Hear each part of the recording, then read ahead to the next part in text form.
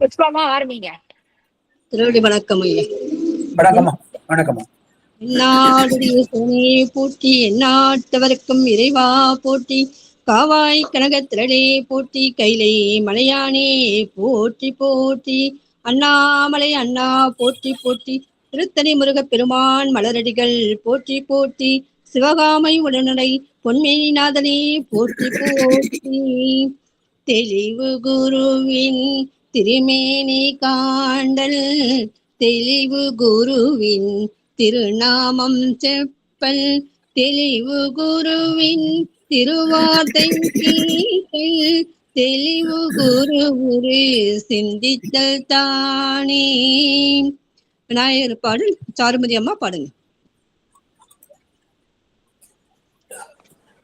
ஐந்து கரத்தனை ஆணை முகத்தனை, இந்தி நிலம் பிறை போலும் ஈற்றனை, நந்தி மகன் தனை ஞான கொழுந்தினை, புந்தியில் வைத்தடி போற்றுகின்றேனே. விமலாதேவி அம்மா நால்வர் துதி பாடுங்க.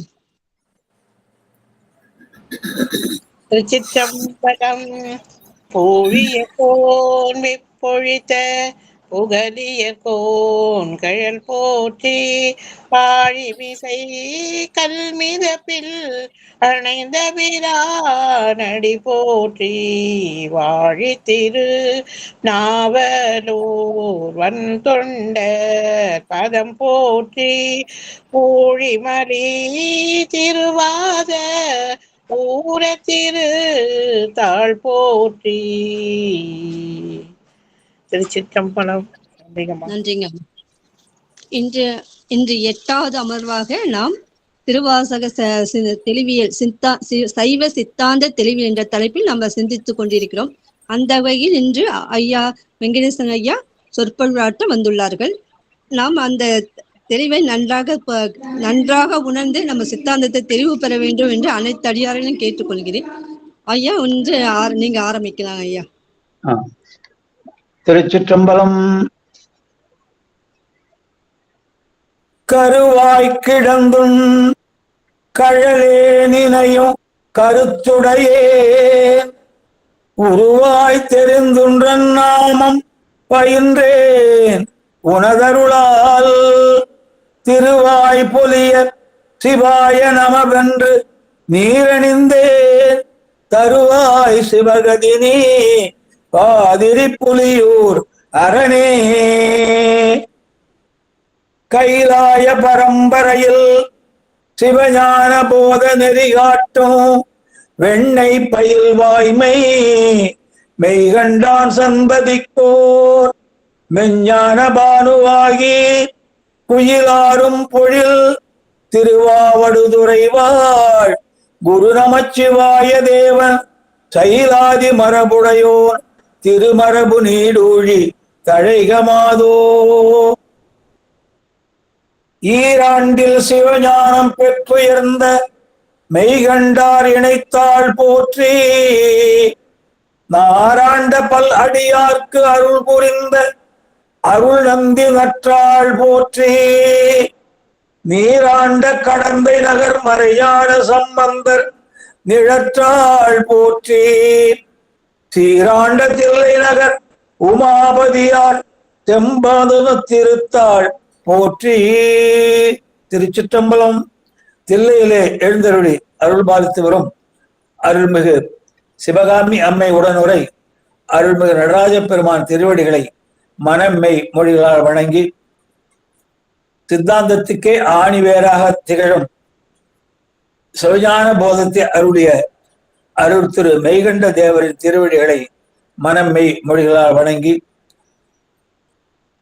திருமாவடுதுறை ஆதீன குரு முதல்வர் அருள் திரு நமச்சிவாய மூர்த்திகளின் திருவடிகளை மனம்மை மொழிகளால் வணங்கி, தற்போது அருளாட்சி செய்து வரும் குருமகா சன்னிதானம் அவர்களின் திருவடிகளை மனம்மை மொழிகளால் வணங்கி, சித்தாந்த அமைப்பை வெகு சிறப்பான முறையில் இயக்கிக் கொண்டு வரும் வணக்கத்திற்குரிய இயக்குனர் ஐயா அவர்களின் திருவடிகளை மனம்மை மொழிகளால் வணங்கி, அதே போல் திருமுறை சிறப்பான முறையிலே அமைத்துக் கொண்டு வரும் வணக்கத்திற்குரிய திருமுறை இயக்குனர் ஐயா அவர்களின் திருவடிகளை மனம்மை மொழிகளால் வணங்கி, எல்லாவற்றுக்கும் மேலாக அடியனுக்கு இந்த ஒரு அரிய வாய்ப்பை கொடுத்து என்னுடைய முன்னேற்றத்துல இன்னும் ஒரு பங்கு, ஒரு புதிய ஒரு அத்தியாயத்தை எனக்கு ஏற்படுத்தி கொடுத்த வணக்கத்திற்குரிய பிரேமா அம்மையார் அவர்களுக்கும், அவரை சார்ந்த அவரோடு தோளோடு தோள் நின்று தொண்டாற்றி வரும் அத்தனை அடியார் பெருமக்களையும் வணங்கி மகிழ்கிறேன். அன்பார்ந்த பெருமக்களே, நாம் இன்றைக்கு முக்கியமான ஒரு தலைப்பை சிந்திக்க இருக்கிறோம். நாம உடம்பு இப்போ இருக்கு, நம்ம உடம்பு வெளியே தெரியுது, நமக்கு தூள உடம்பும் பெறுது. தூளன்னா கண்ணுக்கு தெரியுதுன்னு அர்த்தம், சூக்கம்னா கண்ணுக்கு தெரியாதுன்னு அர்த்தம். இப்ப நம்ம இருக்கிறது தூள உடம்புன்றாங்க. ஆனா நம்ம உடம்புக்குள்ள மொத்தம் 5 உடம்பு இருக்குன்றாங்க. இது 5வது உடம்பு தான் தூள உடம்பு. 4 உடம்பு உள்ள இருக்கு. அதான் நம்ம சிந்திக்க போறோம். நம்மளுக்கு தத்துவங்கள் 36 எல்லாருக்கும் தெரியும், தாத்துவங்கள் 60. இந்த 60, 36, 96 சேர்ந்ததுதான் நம்ம உடம்பு. ஆனா நம்ம உடல்ல சிவ தத்துவம் 5 உடம்பா வராது. 36 தத்துவத்திலே 5 தத்துவங்கள் உடலா வராது.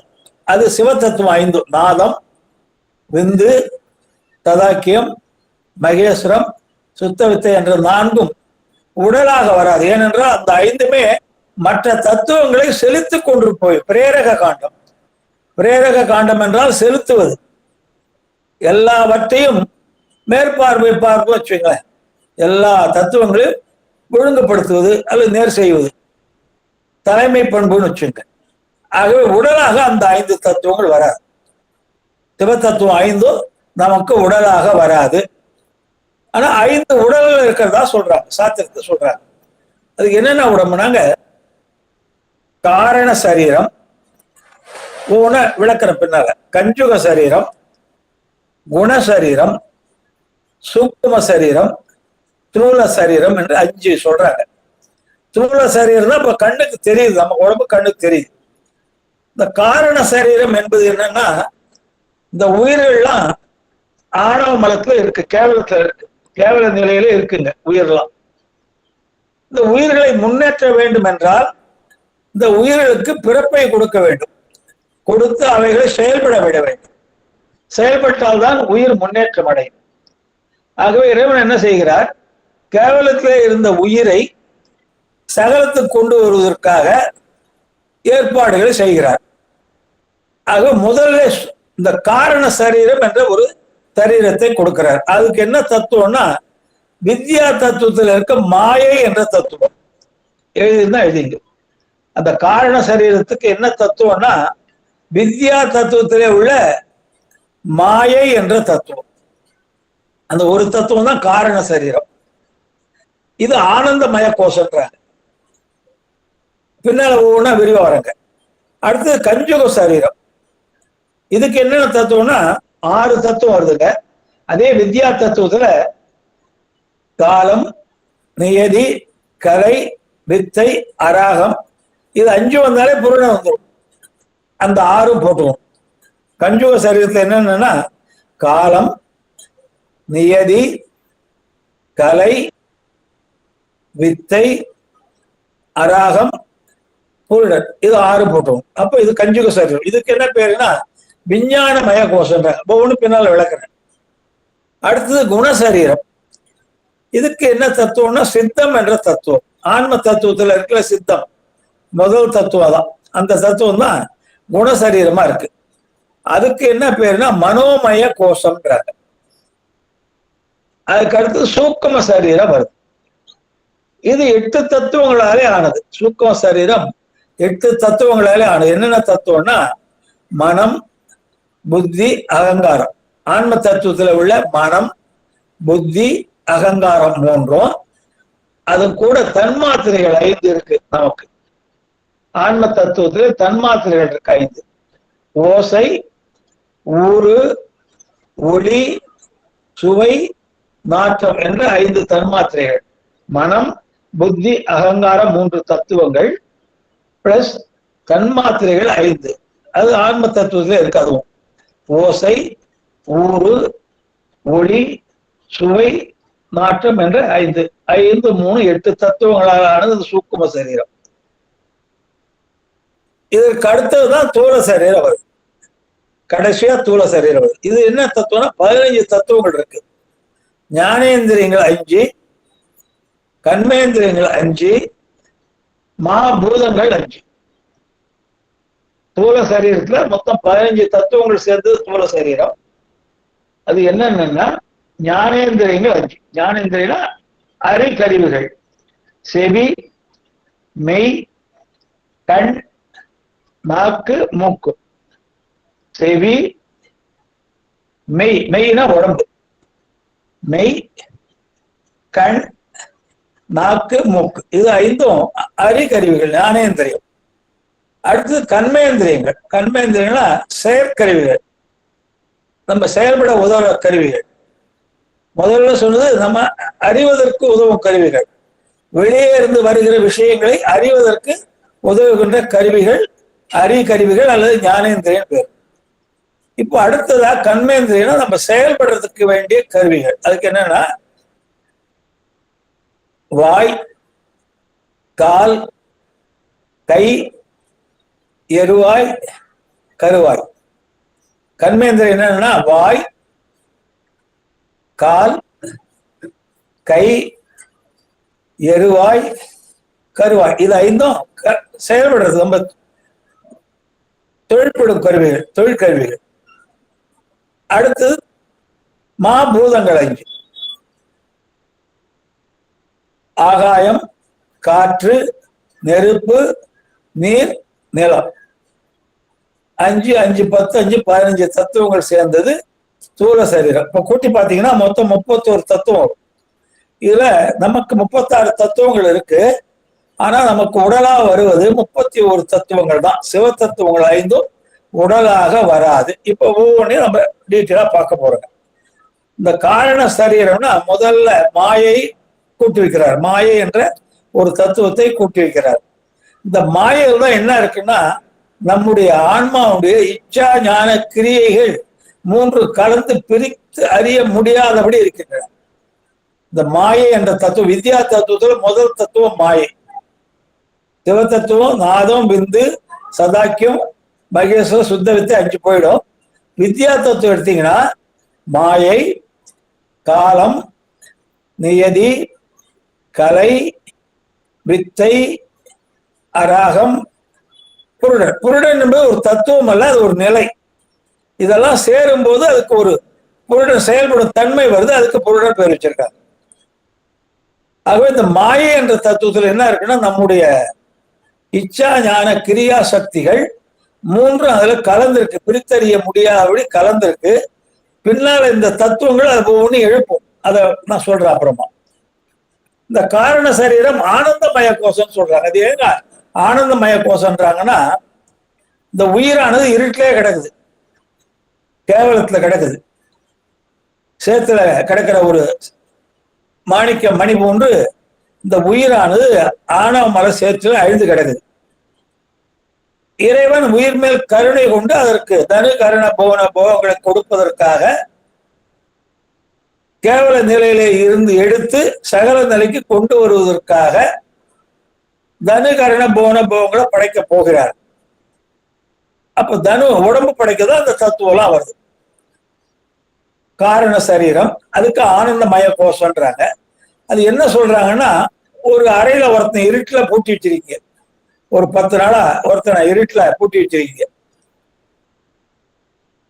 ஒரு 11ஆம் நாள் எங்கேயாவது ஒரு கதவு ஓரத்தை ஒரு ஓட்ட தெரிஞ்சுன்னா அது வழியா வெளிச்சம் வரும் உள்ள.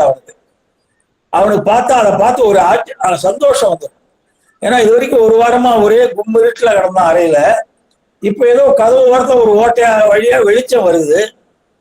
அப்ப அவனுக்கு வெளி உலகத்தை பார்ப்பதற்கு ஏற்ற ஒரு ஒளி கிடைக்குது, அவனுக்கு ஒரு சந்தோஷம் வரும். அது மாதிரி இந்த உயிர் தனக்கு உடம்பு கிடைக்க போகுது என்ற ஒரு சந்தோஷத்திலே, அது பேர் ஆனந்த மயக்கோஷன்ற.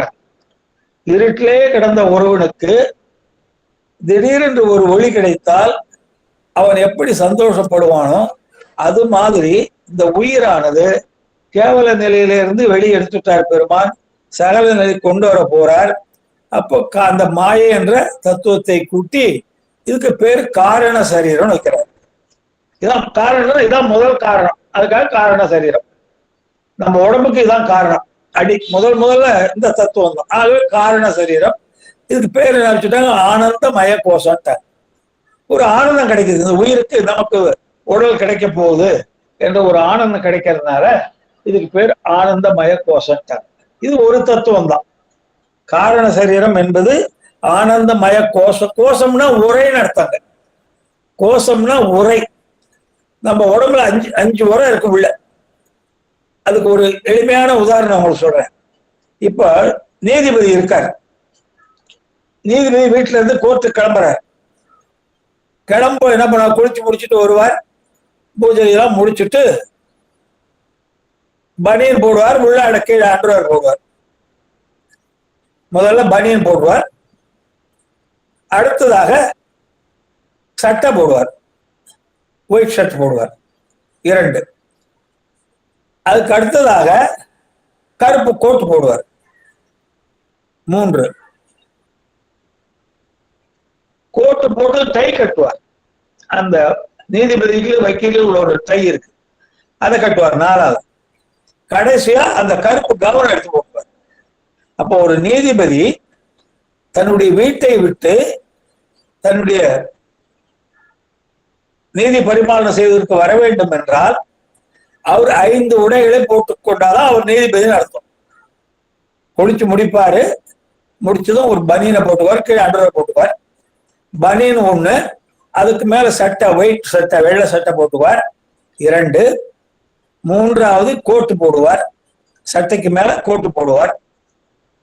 4வது டை கட்டுவார். அந்த வக்கீல்களுக்கு உள்ள டை ஒண்ணு வெள்ளையா இருக்கு, அது கட்டுவார் 4. கடைசியாக ஒரு கருப்பு கவுன், அப்படியே அந்த முஸ்லிம் பெண் எல்லாம் போட்டு போறாங்களே அது மாதிரி ஒரு கவனை போட்டுவார். அப்போ ஒரு நீதிபதி சாதாரணமா அவர் அதெல்லாம் எல்லாம் வருதா, சாதாரண மனுஷன் வீட்டுல ஒரு வேட்டி பனியனோட உட்கார்ந்துருந்தா அவர் நீதிபதி சொல்ல மாட்டாங்க யாரும். ஆனால் அதற்குரிய அந்த ஆடையை அணியும் போது அவருக்கு அந்த நீதிபதி என்ற ஒரு தன்மை வந்துடுது அவருக்கு. அது போன்று நம்முடைய உடலுக்கு முதல்ல காரண சரீரத்தை கொடுக்கிறார். அதுக்கு தத்துவம் மாயை என்ற தத்துவம். அதுக்கு அடுத்ததாக கஞ்சுக சரீரம் நம்ம கொடுக்கிறார். கஞ்சுகம்னா 5 அர்த்தம். அது என்னன்னா, வித்யா தத்துவத்திலே உள்ள மாயை தான் காரண சரீரமா வந்துடுது. இப்ப அடுத்து வித்யா தத்துவத்துல தான் வரப்போகுது உடம்பு. அதுக்கு அடுத்து என்ன இருக்குங்க? மாயைக்கு அடுத்தது காலம், நியதி, கலை, வித்தை, அராகம். இது 5 வருதுங்க. வித்யா தத்துவத்திலே உள்ள மாயை முதல்ல காரண சரீரமா வந்துடுது. அதுக்கு அடுத்தது கஞ்சுக சரீரம் 2வது சரீரம் வருது. அதுக்கு என்ன தத்துவம்னா காலம், நியதி, கலை, வித்தை, அராகம். இது 5 சேர்ந்தா இந்த ஆன்மாவுக்கு புருடன் என்ற ஒரு நிலை வந்துடும். அதாவது புருடன்னா செயல்பட போகுதுன்னு அர்த்தம். கருவிகள்லாம் வந்தது செயல்பட ஆரம்பிக்க போகுது. இந்த 5மே புருடனோட எப்பயுமே சூக்குவமா செயல்பட்டு கொண்டே இருக்கும். இப்ப நான் சொன்னேன், காலம், நியதி, கலை, வித்தை, அராகம் என்ற 5 தத்துவங்களும் புருடன் எங்கெங்கெல்லாம் புருடன் என்று வருதோ அந்த இடங்களிலெல்லாம் இந்த 5 தத்துவங்களும் காலம், நியதி, கலை, வித்தை, அராகம் என்ற 5 தத்துவங்களும் அதிசூக்குவமாக செயல்பட்டு கொண்டே இருக்கும். புருடன் என்ற ஒரு இடத்துல வந்தா அது கூட இந்த 5 இருக்குன்னு அர்த்தம். அப்போ 6 தத்துவம் வந்துடுது. கஞ்சுக சரீரத்துல 6 தத்துவம்: காலம், நியதி, கலை, வித்தை, அராகம், புருடன். இதுக்கு என்ன பேர் வச்சாங்க? விஞ்ஞானமய கோஷம்னு வைக்கிறாங்க. இதுக்கு ஏன் விஞ்ஞானமய கோஷம்னு வச்சாங்கன்னாங்க, இதுலதான் நம்முடைய அறிவு இச்சை செயல்களை எழுப்புற சக்தி இதுதான் இருக்கு. இந்த ஆன்மாவுடைய இச்சா ஞான கிரியைகள் மாயையில குழம்பு இருக்குன்னு, பிரிக்க முடியாதபடி கலந்து இருக்குன்னு சொன்னேன். இப்போ இந்த கஞ்சுக சரீரத்தில் உள்ள ஒரு 3 தத்துவங்கள் நம்முடைய இச்சை, ஞானம், கிரியையை எழுப்பும். இது எழுப்புனாதான் அந்த உயிருக்கு செயல்பட ஆர்வம் வரும்.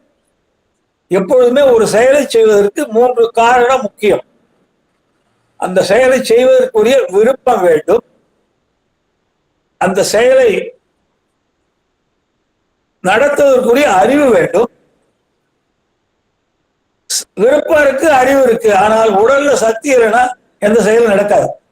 ஆகவே ஒரு செயல் செய்வதற்குன்னா அதனுடைய விருப்பம் வேண்டும், முதல்ல அதற்குரிய அறிவு வேண்டும், அதற்குரிய உடல் பலம் வேண்டும். இதான் விருப்பம் என்பது இச்சை, அறிவு என்பது ஞானம், உடல் பலம் என்பது கிரியை. இந்த மூன்றும் கட்டாயம் நமக்கு இருக்கணும், எல்லாருக்கும் இருக்கணும். இப்ப நம்ம எல்லாமே இது மூணு இருக்கிறதுனால தான் இங்க உட்காந்து கேட்டு இருக்கோம். எனக்கு இதுல பேச வேண்டும் என்ற விருப்பம் இருக்கு, இச்சை. இதை பத்தி ஏதோ சுமாரா தெரியும், சித்தாந்தம், அறிவு இருக்கு, ஞானம் இருக்கு. இப்போ 1 மணி நேரம் பேசணும், எந்தவித உடல் உபாதைகளும் இல்லாமல், கேட்பவர்களுக்கு ஒரு அருவருப்பை தட்டாமல், இருமல் இல்லாமல் உடல் சக்தியோடு பேச வேண்டும். அப்போ 3 இருக்கிறதுனால தான் இப்ப என் செயல் நடக்குது. ஆகவே எந்த ஒரு செயலை செய்வதற்கும் நமக்கு இறைவனுக்கு அதான் இருக்கு. இச்சை, ஞானம், கிரியை 3 எல்லாருக்கும் இருக்கு. நமக்கு இருக்குது, இறைவனுக்கு இருக்கு, சாதாரண ஒரு காகத்து கூட இருக்கு. இந்த கஞ்சுக சரீரத்துல உள்ள கலை என்ற தத்துவம் இருக்கு. காலம், நேதி, கலை 4வது தத்துவம். அது வித்யா தத்துவத்திலே முதல் தத்துவம் மாயை, அதான் காரண சரீரம் ஆயிடுது. அதுக்கு அடுத்ததாக கஞ்சுக சரீரம் வருது. அதுல என்னன்னா காலம், நேதி, கலை, வித்தை, அரகம். இந்த கலை இருக்கு பாருங்க, இந்த கலை இந்த மாயையில உள்ள கிரியாசக்தியை எழுப்பும். நம்முடைய இச்சை, ஞானம், கிரியை 3 மாயையில கலந்து இருக்கு, பிரிக்க முடியல. எது இச்சை, எது ஞானம், எது கிரியை என்று பிரித்து அறிய முடியவில்லை. ஆகவே இந்த கலை என்ற தத்துவம் என்ன செய்யும், வித்யா தத்துவத்திலே உள்ள மாயை என்ற தத்துவத்திலே உள்ள ஆன்மாவுடைய கிரியாசக்தியை எழுப்பும். எழுப்புனா ஆணவத்தை சற்று நீக்கி அந்த கிரியாசக்தியை செயல்பட வைக்கும்.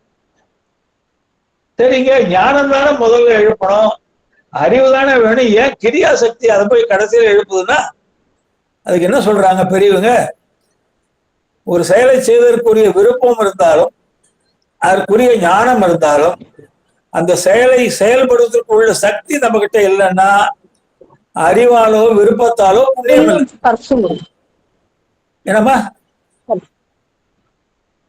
என்னம்மா சொல்றீங்க, கேக்குதுங்களா? சரி. அந்த ஒரு செயலை செய்வதற்குரிய விருப்பம் இருந்தாலும், அறிவு இருந்தாலும், அதை செயல்படுத்தக்கூடிய சக்தி உடம்புல இல்லைன்னா விருப்பத்தாலோ அறிவாலோ பயனில்லை. அதனால்தான் முதல்ல இந்த கலை என்ற தத்துவம் மாயை என்ற வித்யா தத்துவத்திலே உள்ள மாயை என்ற தத்துவத்திலே உள்ள அந்த இச்சா, ஞான, கிரியைகள் என்ற 3லே கிரியா சக்தியை சற்று எழுப்பி விடுது, அதை செயல்பட வைக்குது. அதற்கு அடுத்ததாக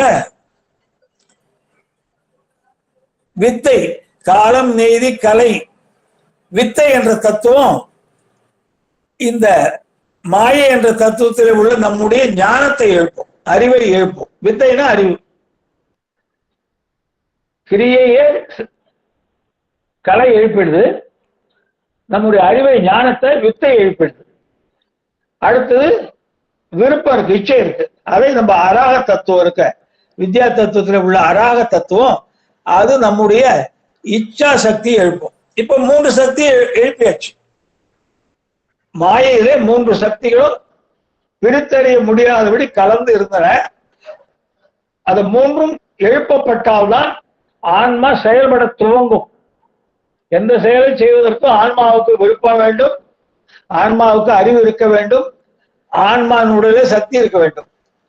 இது 3ம் நடைபெறுவதற்காக தான் கலை என்ற தத்துவம் முதலிலே கிரியாசக்தியை எழுப்பிச்சு, வித்தை என்ற தத்துவம் ஞானத்தை எழுப்பிச்சு, அராகம்னா விருப்பம், அந்த தத்துவம் இச்சையை எழுப்பிச்சு. இப்ப 3 தத்துவங்களும் உங்களுக்கு எழுப்பப்பட்டு விட்டது. இந்த ஆன்மாவுக்கு செயல்படுவதில் ஆர்வம் வந்துடுது. விருப்பம் இருக்கு, அறிவு இருக்கு, உடம்புல தெம்பு இருக்கு. இது 3 எழுப்பப்பட்டு விட்டது. அப்போ இது 1 6 1 7ங்க.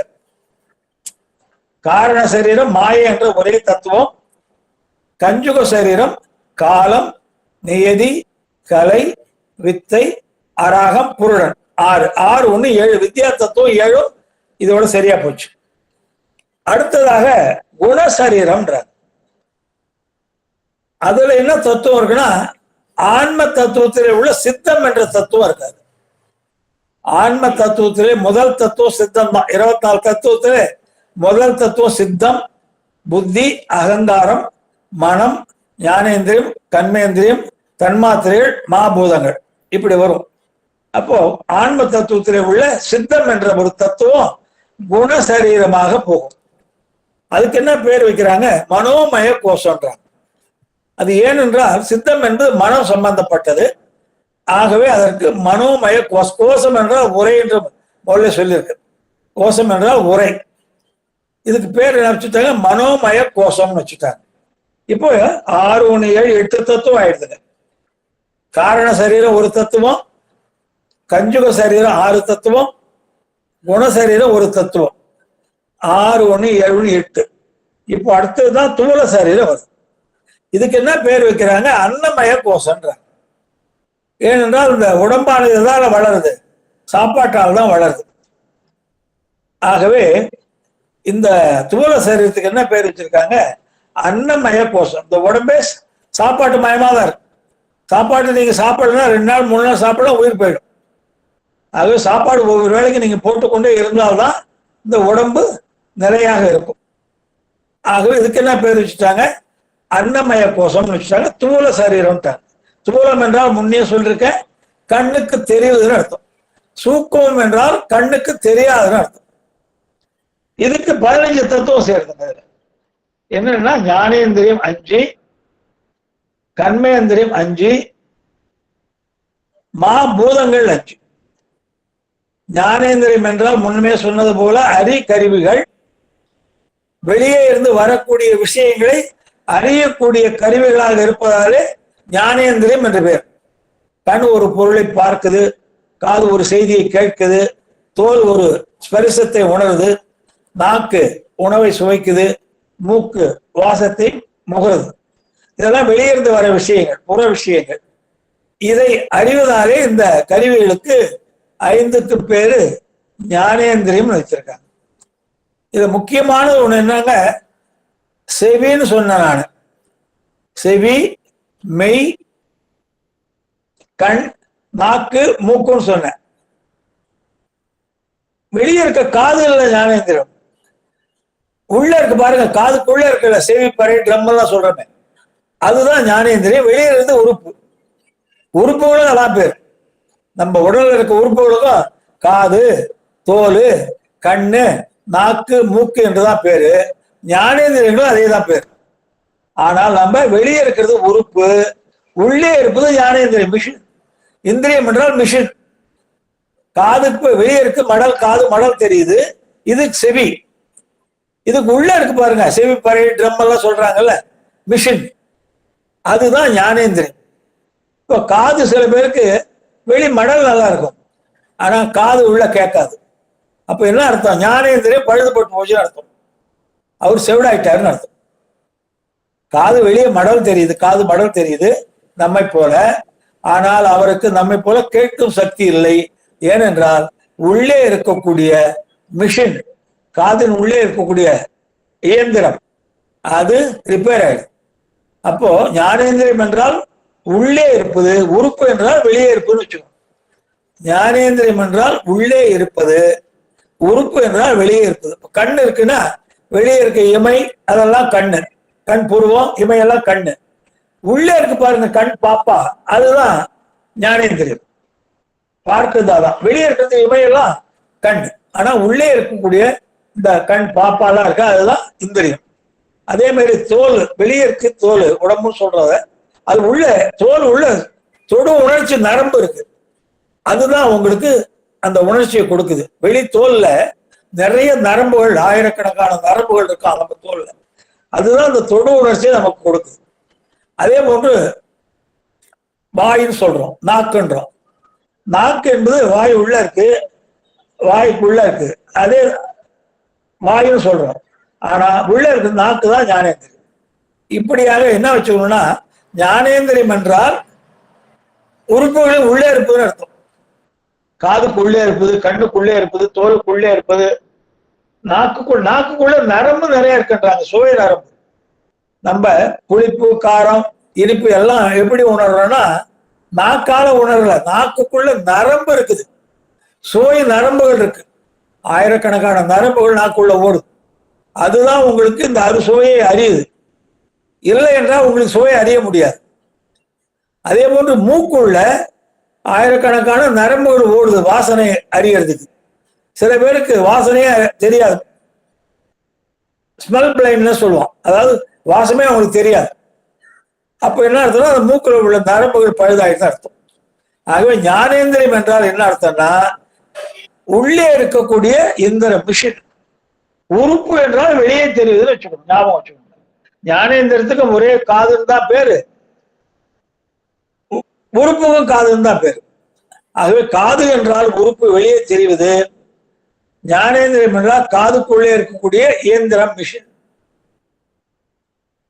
இது அறிகருவிகள். கண்மேந்திரியம் என்றால் வாய், கால், கை, எருவாய், கருவாய். வாய்னா பேசுறது, வாய் ரெண்டு வேலை செய்யுதுங்க, சாப்பிடவும் செய்யுது, பேசவும் செய்யுது. வசனம், கண்மேந்திர தொழில் என்னன்னா வசனம். வசனம்னா பேசுதல். இப்போ கதை வசனம் சொல்றோம்ல, சினிமாவில் யார் கதை வசனம் சொல்றோம்ல, அப்ப வசனம் என்றால் பேசுதல் அர்த்தம். வாயால் தான் பேசணும், அதே மாதிரி வாயால் தான் சாப்பிட்றோம். இப்போ வாய் என்று ரெண்டு வேலை செய்யுது, இது கண்மேந்திரம். அடுத்தது கால். கால் நடக்கிறதுக்கு உதவுது, அது ஒரு கண்மேந்திரம். அதுக்கு பேர் என்னன்னா கமனம். வசனம், கமனம். கமனம்னா நடத்தல் அர்த்தம். கை இருக்கு அடுத்தது, அதுக்கு என்ன தானம்ன்றாங்க. தானம்னா கொடுக்கல் வாங்கல். நான் தானமா ஒரு பொருளை கொடுத்தேன்னு சொல்றேன் இல்லையா, கொடுக்கல் வாங்கல்னு வச்சுக்கணும். கைக்கு உள்ள வேலை தானம். எருவாய், நம்முடைய கழிவுகளை வெளியே அனுப்பக்கூடிய கருவி. கருவாய் என்பது பிரஜா உற்பத்தி. அப்போ ஞானேந்திரியம் 5, செவி, மெய், கண், நாக்கு, மூக்கு 5 ஞானேந்திரிய அறிகருவிகள். 5 கண்மேந்திரியம், வாய், கால், கை, எருவாய், கருவாய் 10. அப்புறம் மாபூதங்கள், வானம், காற்று, நெருப்பு, நீர், நிலம் 5.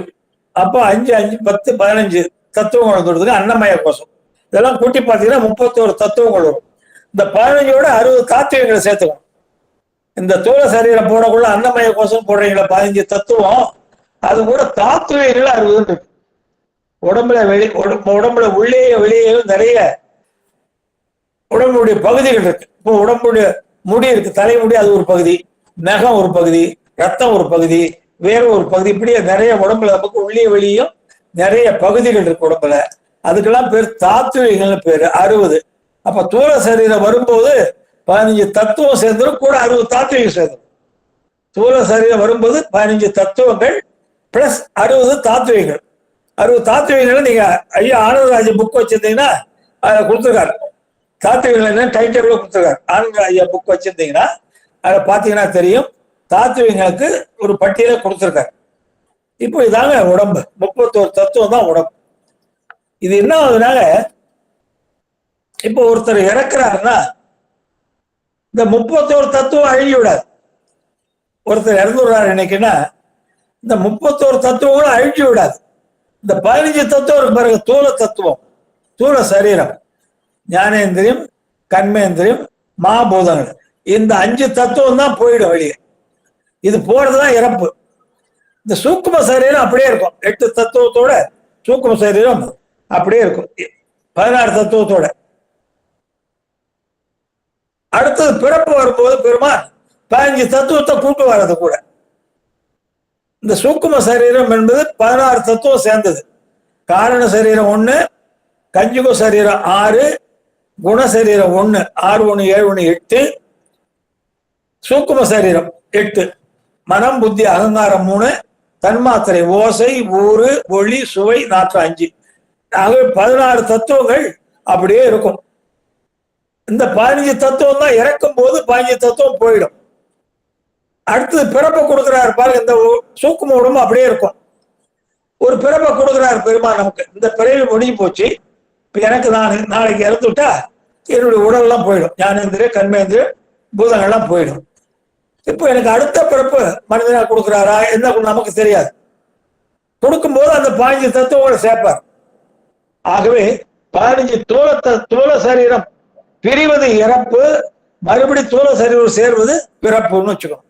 சரிங்க, அந்த சூக்கும சரீரம் எப்படிங்க அப்படியே அழியாத இருக்குமானா அது எப்போ எது வரைக்கும் இருக்குன்றாங்க, இந்த உயிர் முக்தி அடையும் வரை இந்த சூக்கும சரீரம் 16 தத்துவங்களும் அப்படியே செயல்பட்டு கொண்டே இருக்குமா. சூக்கும சரீரம் வரைக்கும் காரண சரீரம், கஞ்சுக சரீரம், குண சரீரம், சூக்கும சரீரம் 4 இருக்கு, 16 தத்துவங்கள். இது 16 அப்படியே தொடர்ந்து வந்து கொண்டே இருக்கும். நம்மோட 15 எடுப்பார் வெளியே, 15 சேர்ப்பார்.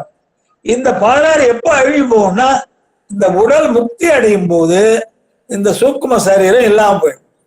அதை அழிச்சுடுவார் பெருமாள். அது வரைக்கும் இந்த சூக்கும சரீரம் தொடர்ந்து எத்தனை பிரிவுகள் நம்ம எடுத்தாலும் சூக்கும சரீரம் இருந்து கொண்டே இருக்கும். தூள சரீரம் 15 சேர்ப்பாரு, 15 எடுப்பார். இதுக்கு உதாரணம் என்ன சொல்றாங்க, ஒரு வெட்டிய மரத்துல இருந்து கிளைத்தானா முளைக்கிற மாதிரி ஒரு சூக்கும சரீரத்துல பல உடல் தோன்றுதுன்றாங்க. இப்போ நீங்க வீட்டுல ஒரு முருங்கை மரம் வச்சிருந்தீங்கன்னா அது ஒரு கிளையை வெட்டிட்டு வந்தீங்கன்னா ஒரு 2 நாள் கழிச்சு பார்த்தீங்கன்னா துளி விட்டுரும். அது மாதிரி சில மரங்கள்லாம் பெரிய மரங்கள் வெட்டினா கூட அந்த வேர்ல துளி விட்டுரும். எப்படி ஒரு வெட்டிய மரத்துல இருந்து மறுபடியும் துளிர் உண்டாகுதோ அது போன்று ஒரே சூக்கும சரீரத்துல இருந்து மறுபடி தூள உடல்கள் வந்து கொண்டே இருக்கும். 15 தத்துவம் சேருவது பிறப்பு, 15 தத்துவங்கள் நீங்குவது இறப்பு. இந்த 31 தத்துவம் தான் உடம்பா வரும். சிவத்தத்துவம் 5 உடம்பா வராது, ஏனென்றால் அது செலுத்தக்கூடியது. இந்த அந்த இது தாத்வியங்களுக்கு உங்களுக்கு ஐயாவுடைய புக்ல பாத்தீங்கன்னா கிளீனா இருக்குங்க. அதை பார்த்து நீங்க தாத்வியங்கள் தெரிஞ்சுக்கலாம். சூக்கும சரீரம் வரைக்கும் உயிர்ல ஆண் பெண் என்ற வேறுபாடுல முக்கியமானது. சூக்கும சரீரம் 16 தத்துவம் இருக்கு, அது வரைக்கும் உயிர்ல ஆண் பெண் என்ற வேறுபாடு இல்லை, உயிர் தான். அது எப்போ வருது ஆண் பெண் வேறுபாடுனா தூள சரீரம் கொடுக்குறாரு பாருங்க, அப்பதான் ஆணா பெண்ணா என்று நமக்கு கொடுக்குறாரு. அது வரைக்கும் உயிர்ல ஆண் பெண் என்ற பேதம் இல்லை, அது ஒரு உயிர், அவ்வளவுதான். அது ஆண் உயிரா பெண் உயிரா என்று நம்ம கண்டுபிடிக்க முடியாது, அது ஒரு உயிர், அவ்வளவுதான். ஆனால் அந்த தூள சரீரம் கொடுக்கும்போது நம்முடைய வினைக்கு ஏற்ப பெருமான் ஆண் உடம்ப கொடுப்பாரு அல்லது பெண் உடம்ப கொடுப்பாரு, அது அவருக்கு தான் தெரியும், நமக்கு தெரியாது. நம்ம வினைக்கு ஏற்ப எல்லாமே வினைக்கு ஏற்பதாங்க, அதை ஞாபகம் வச்சுக்கணும். நம்ம என்ன செஞ்சாலும் நமக்கு என்ன நடக்கிறதோ எது நடந்தாலும் நம்ம வாழ்க்கையிலே நடப்பது எல்லாமே பெருமானா பார்த்து நமக்கு கொடுக்கறது இல்லை, பெருமானா பார்த்து நமக்கு ஒரு கெடுதலை செய்யறது இல்லை, பெருமானா பார்த்து நமக்கு ஒரு நன்மையை செய்யறது இல்லை. அவர் நீதிபதி மாதிரி சாட்சி தான், சாட்சியா இருப்பார். நம்முடைய வினை நல்ல வினை செய்திருந்தா அடுத்த பிறப்புல நல்லதை கொடுப்பார், கெட்ட வினை செய்திருந்தா அடுத்த பிறப்புல கெட்டதை கொடுப்பார். ஆகவே பெருமான் நமக்கு நல்லதோ கெட்டதோ அவரா செய்ய மாட்டார்.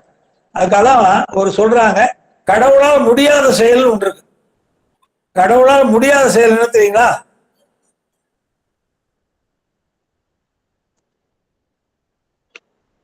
ஞாபகம் வச்சுங்க, கடவுளால் முடியாத செயல் ஒன்று இருக்கு. என்னங்க கடவுளாலே முடியலையா அப்படின்னு கேக்குறீங்களா? ஆமா, கடவுளாலே முடியாத செயல் ஒன்று. அது என்னன்னா, அவர் உயிர்களுக்கு தீங்கு செய்ய மாட்டார், உயிர்களுக்கு அவராகவே எந்த கெடுதலும் செய்ய மாட்டார். நமக்கு வர கெடுதல் நன்மை எல்லாமே நம்முடைய வினைப்படி வருது. இப்ப பிள்ளைங்க 40 பிள்ளைங்க இருக்காங்க ஒரு வகுப்புல, +2 பரீட்சை எழுதியிருக்காங்க. ஆசிரியர் நடத்துறது ஒரே ஆசிரியர் நடத்துறாரு, ஒரே பாட புத்தகம் தான் பாடம் நடத்துறாரு. ஆனா 40 மாணவர்களும் அவர் நடத்துகிற பாடத்தை அவர் நடத்துகிற போக்கிலே புரிஞ்சு கொள்றாங்களா? இல்ல. ஆசிரியர் நடத்துவது போலவே எல்லா மாணவரும் புரிந்து கொள்ள மாட்டார்கள். அப்ப விடை எழுதும்போது என்ன ஆகும்? அதுல பரீட்சை வச்சு கேள்வி வந்ததுன்னா 40 விதமான விடை எழுதுவாங்க. கேள்வி ஒண்ணுதான், பாடமும் ஒண்ணுதான், நடத்துற ஆசிரியர் ஒண்ணுதான். ஆனா படிக்கிற மாணவர்கள் 40 பேரு, ஆனா 40 விதமான விடை எழுதுவாங்க. இப்போ ஒண்ணு வேணாங்க, ஒரு வெள்ளை பேப்பர் எடுத்துக்க. நீங்க ஒரு 10 பேர் தாய்மார்கள் ஒரு ரூம்ல இருக்கீங்க. ஒரு வெள்ளை பேப்பர், ஒரு அட்டை எடுத்துக்க, ஒரு பேனா எடுத்துக்க. அந்த அட்டையில வெள்ளை பேப்பர் வச்சுட்டு ஒரு பேனாவால நீங்க சிவாய நபர் எழுதுங்க. முதல் நபர். அதே பேனாவால அதே பேப்பர்ல 2வது நபர் சிவாய நபர் எழுதட்டும். இருக்கிற 10 பேரும் அது மாதிரி எழுதுங்க. ஒரே பேப்பர், ஒரே பேனா. அந்த 10 பேர் தாய்மார்கள் ரூம்ல இருக்கீங்க. 1ஆம் நம்பர் தொடங்கி 10 பேர் வரைக்கும் சிவாய நம சிவாய நம சிவாய நம 10 எழுதுங்க. 10 சிவாய நம. எழுதுறது ஒரே பேனா, எழுதப்பட்டது ஒரே பேப்பர் தான். ஆனால் 10 விதமான எழுத்து வித்தியாசம். நான் எழுதுற போல நீங்க எழுத மாட்டீங்க, நீங்க எழுத போல அவர் எழுத மாட்டார். ஒவ்வொரு விதமான எழுத்து இருக்கும். இதுதான் வினைங்க. இது மாதிரிதான் எப்படி நமக்கு ஒரு கையெழுத்து ஒவ்வொருத்தருக்கு மாறுதோ, ஒவ்வொருத்தருக்கு எப்படி கையெழுத்து மாறுதோ அது மாதிரி ஒவ்வொருத்தருக்கு தலையெழுத்து மாறுது. நம்ம செய்யற வினையால தலையெழுத்து மாறுது. ஆகவே சூக்கும சரீரத்துல ஆண் பெண் என்ற பேதம் கிடையாது. அது ஸ்தூல சரீரம் கொடுக்கும் போதுதான் அது ஆணா பெண்ணா என்று முடிவு பண்ணுவார் பெருமான். அது கூட அவரா முடிவு பண்றது இல்ல. இந்த உயிர் நமக்கு வேண்டியது, அந்த உயிர் நமக்கு வேண்டாததெல்லாம் பாகுபாடு இல்லை அவர்கிட்ட. இவங்க திருமுறை பாராயணம் பண்றாங்க, அவர் பாராயணம் பண்ணது கெடுக்க மாட்டார். இவங்க பாராயணம் பண்ணது நன்மை கொடுக்க மாட்டார். அதுக்குள்ள நன்மை வரும். வினைக்கு நல்ல வினைக்கு நல்ல பயணம் தருவார், கெட்ட வினைக்கு கெட்ட பயணம் தருவார். ஆகவே நமக்கு 36 தத்துவத்திலே 5 உடம்புகள் இருக்கு நமக்கு. எப்படி ஒரு நீதிபதி தன்னுடைய வேலைக்கு கிளம்பும் போது பனியன் போடுவார், அதுக்கு மேல சட்டை போடுவார், அதுக்கு மேல கோட்டு போடுவார், அதுக்கு மேல டை கட்டுவார், அதுக்கு மேல இந்த கவனம் போடுவார். இது 5 போட்டாலும் அவர் நீதிபதி. அது மாதிரி நமக்கு 5 உடம்பு கொடுக்குறாரு பெருமான். எல்லாம் சூக்கம், நம்ம கண்ணுக்கு தெரியாது. எதுவுமே உள்ள இருக்கு, ஒரையா இருக்கலாம். காரண சரீரம், கஞ்சுக சரீரம், குணசரீரம், சூக்கும சரீரம், ஸ்தூல சரீரம் என்று 5 சரீரங்களை தருகிறார். இந்த 5 சரீரங்களுக்குள்ள தத்துவங்கள் 31 தத்துவங்கள் தான் நம்ம உடம்பா வரும். சிவத்தத்துவம் 5 உடம்பாக வராது. இந்த ஸ்தூல சரீரம் 15 போடும்போது 60 தாத்விகங்கள் சேர்த்துடும். அந்த தாத்விகங்கள் சேர்ந்தாலும் உடம்பு முழுமையா அடையும். ஆகவே தத்துவங்கள் 15, தாத்விகங்கள் 60 என்று சேர்த்துக் கொள்ள வேண்டும். ஆகவே நம்ம 5 சரீரத்தை பத்தி நம்ம விளக்கமா பார்த்தோம். அடுத்ததாக நம்ம என்ன பண்ண போறோம்? பிறப்பு 7 வகை முதல்ல சொல்லிட்டோம் உங்களுக்கு ஒரு வகுப்புல. இருந்தாலும் மீண்டும் சொல்றேன், 7 வகை பிறப்புகள் தான் இருக்கு. தேவர்கள், மனிதர்கள், விலங்குகள், பறவைகள், ஊர்வன, நீர்வாழ்வன, தாவரம். மொத்தம் 7 வகை பிறப்பு தாங்க. இதுக்கு மேல பிறவி கிடையாது. தேவர்கள், மனிதர்கள், விலங்குகள், பறவைகள், ஊர்வன, நீர்வாழ்வன, தாவரம். மொத்தம் 84 லட்சம் வேறுபாடு சொல்றாங்க. யோனி பேதம்னா உருவ வேறுபாடுன்னு அர்த்தம். நமக்கு மனிதருக்கு எத்தனை வேறுபாடு சொல்றது தெரியுங்களா? 9 லட்சம் வேறுபாடு. அதாவது மனிதர் எல்லாமே மனிதர் அளவிலே மனிதர் தான். ஆனா ஒவ்வொரு உடம்பும் ஒரு மாதிரி இருக்கு. என்னுடைய உருவம் ஒரு மாதிரி இருக்கு, உங்க உருவம் ஒரு மாதிரி இருக்கு, அவங்க உருவம் ஒரு மாதிரி இருக்கு. அது மாதிரி மனிதர்ல 9 லட்சம் உருவ வேறுபாடு அர்த்தம். யோனி பேதம் என்றால் உருவ வேறுபாடுன்னு அர்த்தம். மொத்தம் 84 லட்சம் உருவ வேறுபாடுகள் இருக்கு. இந்த 7 பிறவியிலும் 84 லட்சம் யோனி பேதம் என்றால் உருவ வேறுபாடு. அது என்ன அர்த்தம்? என் உடல் போல உங்க உடம்பு இருக்காது, உங்க உடம்பு போல அவங்க உடம்பு இருக்காது. 10 பேர் இருக்குன்னா 10 விதமான உடம்பு இருக்கும். ஆகவே மனிதர்களுக்கு 9 லட்சம் வேறுபாடு இருக்கின்றார். ஆகவே 84 லட்சம் உருவ வேறுபாடோட இருக்கும். நம்ம 4 விதமா தான் உயிர் தோன்றுதுங்க இந்த உலகத்திலே. இந்த உயிர் எப்படி வரும்னா மேகத்தோட சேரும். உயிரானது மேகத்தோட சேர்ந்து மழையாக பூமியில வரும். நிலத்துல தானியமா விளையும். உணவாக தந்தைக்கு போகும், கருவாக தாய்க்கு செல்லும். இந்த உயிர் எப்படி கீழே வருதுன்னா 5 பஞ்சாகனின்றாங்க. அது மேகத்துல சேரும், மழையாக நிலத்துக்கு வரும், தானியமாக விளையும், உணவாக தந்தைக்கு செல்லும், கருவாக தாய்க்கு செல்லும். 4 வகை பிறப்பு தான் சொல்றாங்க. அண்டசம்னா முட்டையிலிருந்து வர்றதுன்னு அர்த்தம். அண்டசம்னா முட்டையிலிருந்து தோன்றும் உயிரினங்கள். கோழி முட்டை, பாம்பு முட்டை, பள்ளி முட்டை, முட்டையிலிருந்து வரக்கூடிய உயிரினங்கள்லாம் அதுக்கு பேர் என்னன்னா அண்டசம். அடுத்து சுவேதசம், வேரிலிருந்து வந்த உயிரினங்கள். பேனு, இந்த ஈறுகள்லாம் சொல்றீங்களே, அதெல்லாம் வேர்விலிருந்து வரும். வேர்வை நம்ம உடல்ல துர்நாத்தம் வருது, அந்த வேர்வை அதுல இருந்து சில உயிர்கள் உற்பத்தி ஆகும். அதுக்கு சுவேதசம்னு பேர். அடுத்து உட்பிச்சம். உட்பிச்சம்னா வித்து வேர், விதை வேர். ஒரு விதைய பள்ளம் தோண்டி நட்டு வச்சீங்கன்னா ஒரு 2 நாள் அது முளை விட்டுரும். ஒரு செடியை வெட்டி பதியம் போட்டீங்கன்னா அது ஒரு வாரத்துல முளைச்சிடும். கடைசிதான் நம்ம வரும் சராயுசம், கருப்பையில தோன்றுறது. மனித பிறவி, மாடு, குதிரை இப்படி உள்ள கருப்பையில தோன்றுது. அது 7 வகை பிறப்புகள், 4 வகை தோற்றம். சரிங்க, இந்த உயிர் இன்னும் ஒரு கேள்வி கேட்கிறாங்க எல்லாரும். உயிர் முதல்ல வந்ததா உடல் முதல்ல வந்தான்னு கேட்கிறாங்க. இது விதை முந்தியா மரம் முந்தியான்னு கேட்கிற கேள்வி இது.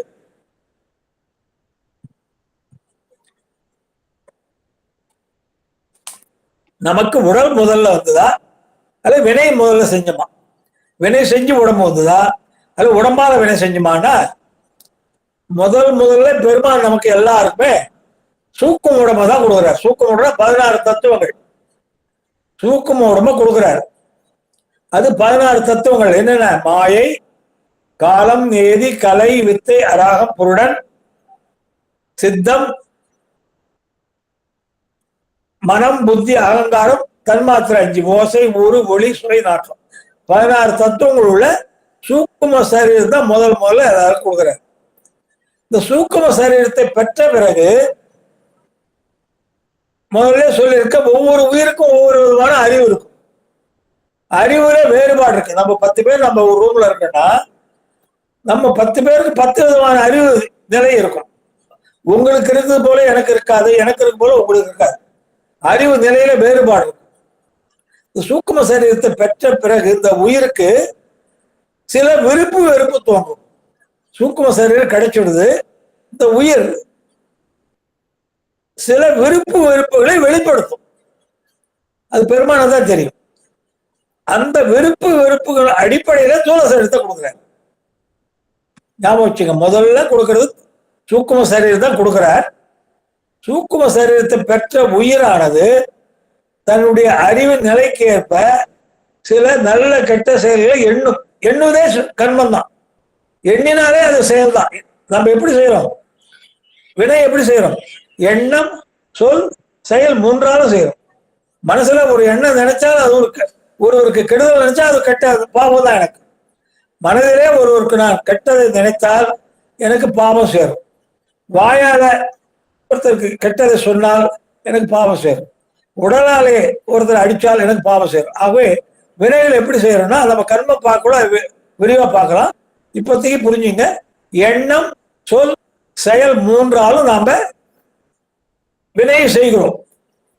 அப்ப இந்த சூக்கும உடலை பெற்ற உயிர் சில விருப்பு வெறுப்புகளை எண்ண வடிவிலே வெளிப்படுத்துது. ஏன்னா அது வேற எந்த கருவியும் இல்லை, கை காலெல்லாம் இல்லை, அப்படியே ஒரு பிண்டம் மாதிரி இருக்கு. அப்ப சில விருப்பு வெறுப்புகளை அது எண்ண வாயிலாக வெளிப்படுத்துது. அது பெருமானுக்கு தான் தெரியும். அது என்ன நினைச்சதுன்னு அவருக்கு தான் தெரியும். அதற்கேற்ப அதுக்கு ஒரு தூள உடலை கொடுப்பார். மனித உடலோ, தேவ உடலோ, மிருக உடலோ, பறவை உடலோ, ஊர்வனவோ, நீர்வாழோ, தாவரம் ஏதோ ஒன்று கொடுப்பார். அதுவும் நம்ம வினைக்கேற்பு தான். அவர் இஷ்டத்தை கொடுக்க மாட்டார். ஆகவே முதல்ல கொடுக்கறது சூக்கும உடம்பு. அதை கொண்டு நம்ம மறுபடியும் எல்லாம் கொடுத்து செயல்பட ஆரம்பிச்சிடும். எல்லா கருவிகள் வந்த முறை செயல்பட ஆரம்பிச்சிடும். அப்புறம் வினையை ஈட்டுகிறோம். வினை ஈட்டுறதால பிறவி வருது. பிறவியால வினை, வினையால பிறவி. அதாவது மரத்தால விதை, விதையால மரம்ன்ற மாதிரி மாறி மாறி வந்து கொண்டே இருக்கு. ஒரு மாம்பழம் நட்டு இருக்கீங்க, அதுல மாம்பழம் காய்ச்சி தொங்குது. சாப்பிட்டுட்டு மாம்பழத்தை சாப்பிட்டு அந்த கொட்டையை என்ன பண்றீங்க? தோட்டத்தை போடுறீங்க. தானே மிளை விட்டு விடுது. அப்போ மரத்துல இருந்து பழம் வந்து சாப்பிட்டீங்க, அது கொட்டையை போட்டீங்க, விதை முளைச்சிடுது. அதுல இருந்து மரம் வருது. அப்போ விதையால மரம், மரத்தால விதை, அப்படி போன்று வினையால உடம்பு, உடம்பால வினை, இப்படியே மாறி மாறி வந்துட்டு இருக்கோம். எது வரைக்கும் வரணும்? நம்ம முக்தி அடைய வரைக்கும் வந்து கொண்டே இருக்கும். முக்தி அடைய வரை வந்து கொண்டே இருக்கும். அதெல்லாம் நம்ம பின்னால பார்க்கலாம். முக்தி அடையதான் எப்படி என்னன்றதை பின்னால பார்க்க போகிறோம். இப்போ பசுனுடைய தன்மைகள் தான் சிந்தித்து கொண்டு. இப்ப சில டெக்னிக்கல் டேர்ம்ஸ் நான் சொல்றேன், அதை முக்கியமானது குறிச்சிங்க. சத்து, தூள சத்து அப்படின்னா என்னன்னா, சத்து என்றால் என்று மாறாத தன்மை உள்ளது. சத்து என்றால் என்றைக்கு மாறாத ஒரே நிலையாக இருக்கக்கூடியது. இப்படி எப்படி மாறாது, நெவர் சேஞ்ச், ஒரு சேஞ்ச் கூட இருக்காது. தூள சத்துன்னா பிறவிக்கு உட்பட்டு மாறும் தன்மை உடையது. தூள சத்து என்றால் பிறவிக்கு உட்பட்டு மாறும் தன்மை உடையது உயிர். அந்த சத்துக்கு என்ன உதாரணம்? இறைவன். சத்து என்றால் இறைவன். அவர் எப்படிப்பட்டவர்னா என்றும் மாறாத தன்மை உள்ளவர். தூள சத்து என்றால் பிறவிக்கு உட்பட்டு மாறும் தன்மை உடையது உயிர். அப்புறம் சூக்கும சித்து, தூள சித்துன்றார். இதெல்லாம் டெக்னிக்கல் டேர்ம்ஸ். இதெல்லாம் தெரிஞ்சு வச்சுன்னா பின்னால ஏதாவது உதவும் உங்களுக்கு. சூக்கும சித்துன்னா நிலையான பேரறிவு உடையவன். சித்துன்னா பேரறிவு. நமக்கெல்லாம் சித்துன்னு சொல்ல முடியாது. நம்முடைய அறிவு சித்தறிவு. பேரறிவுக்கு யார் இலக்கணம்னா இறைவன் மட்டும் தான் பேரறிவு உடையவன். சித்துன்னு அவரை தான் சொல்ல. அதனால்தான் அவர் என்ன சொல்றோம்? சத்து, சித்து, ஆனந்தன்றோம். சத்து என்றால் என்றைக்கு மாறுபாடு அடையாமல் ஒரே மாதிரி இருக்கக்கூடியவர். சித்து என்றால் பேர் அறிவு உடையவர். ஆனந்தம் என்றால் பேர் இன்பம் உடையவர். அதனாலதான் பெருமாள் நம்ம என்ன சொல்றோம்? சத்து பிளஸ் சித்து பிளஸ் ஆனந்தம், அப்ப சச்சிதானந்தம். அப்போ சூக்கும சித்து என்றால் நிலையான பேரறிவு உடைய இறைவன் பேர். தூள சித்துன்னா மாறி மாறி வரும் உயிரறிவு. இந்த உயிர் ஒவ்வொரு பிறகு மாறி மாறி தானே வருது. இந்த பிறகு மனிதனை எடுக்கிறோம், அடுத்த பிறகு என்ன பண்ண நமக்கு தெரியாது. அப்ப மாறி மாறி வரும்போது நமக்கு அறிவு வருதுன்னு அதை சொல்றாரு. அப்புறம் பசுதாங்க இறைவனுக்கு பாசத்தோட தொடர்பு இல்லை. பாசம்னா ஆணவம், கண்மம், மாயை. இறைவனுக்கு அதுக்கு தொடர்பே இல்லை. ஆணவருக்கு பாருங்க, ஆணவம், கண்மம், மாயை, அது மூன்றும் பதியை அறியாது. ஏன்னா அது மூன்றும் அறிவில்லாது. ஆணவம், கண்மம், மாயை என்ற மூன்றும் மலங்கள். அதுக்கு அறிவில்லா சடம். அது இறைவனை அறியாது. அதே போன்று பசு இருக்கு பாருங்க, பசுதான் இறைவனையும் அறியும், இங்கே ஆணவம், கண்மம், மாயை அறியும். பிறவி நிலையிலே ஆணவ கர்ம மாயத்தோடு இருக்குது இந்த ஆன்மா. முக்தி நிலையிலே இறைவன் திருவடிக்கு போயிடுது. அப்போ பசு ஒன்றுதான் பதியோடும் பாசத்தோடும் தொடர்பு உடையது. பாசம் என்பது அறிவில்லாத சடம், ஆணவம், கர்மம், மாயை என்பது. அதற்கு பதியோடும் தொடர்பு இல்லை, வேற எதோடு தொடர்பு இல்லை. பதி இறைவன், அவர் எல்லாத்தையும் அறிஞ்சவர். அவருக்கு எதோடு தொடர்பு? அவரு ஆணவமெல்லாம் பற்றார். இறைவனை நம்ம பற்றுவது போல ஆணவ கர்ம மாயெல்லாம் பற்றார். ஏனென்றால் அவர் அதுக்கு மேல்பட்டவர், எல்லாத்துக்கு மேல்பட்டவர். ஆகவே அவரே ஆணவம் பற்றாது. ஆகவே பசுதான், நம்ம தான் ஆன்மாதான். இறைவனோடு தொடர்பு கொள்ளுவோம், ஆணவ கர்ம மாயத்தோடு தொடர்பு கொள்ளுவோம். அப்புறம் பதி இறைவனுக்கு பசு தன்னினம். நம்மளாம் இறைவனை சேர்ந்தவங்க, ஏன்னா அறிவு இருக்கு நமக்கு. பதிக்கு இறைவனுக்கு பேரறிவு இருக்கு, நம்ம அவருடைய இனம்தான். ஆனா நம்ம அறிவு சித்தறிவார்.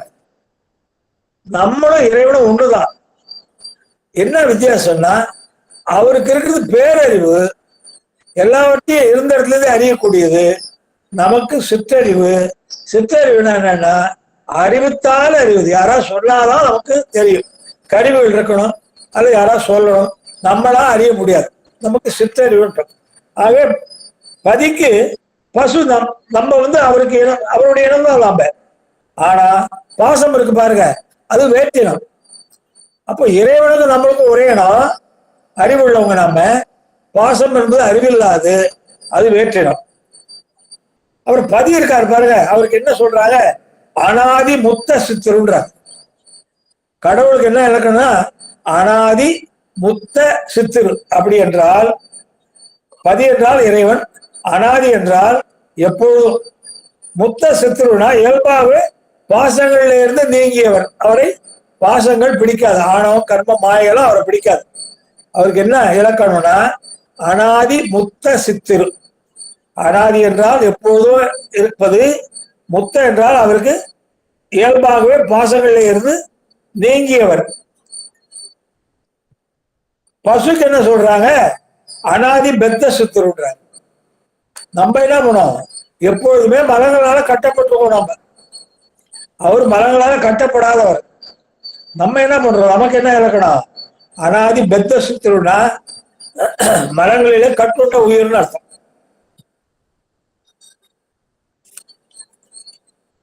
பதி அதிசூக்கும சித்து. பதி என்பது அதிசூக்கும சித்து, ஆணவம் பற்ற முடியாதது. பதி இறைவன். அவருக்கு என்ன இலக்கணம்? அதிசூக்கும சித்து என்றால் ஆணவம் அவரை பற்றாது.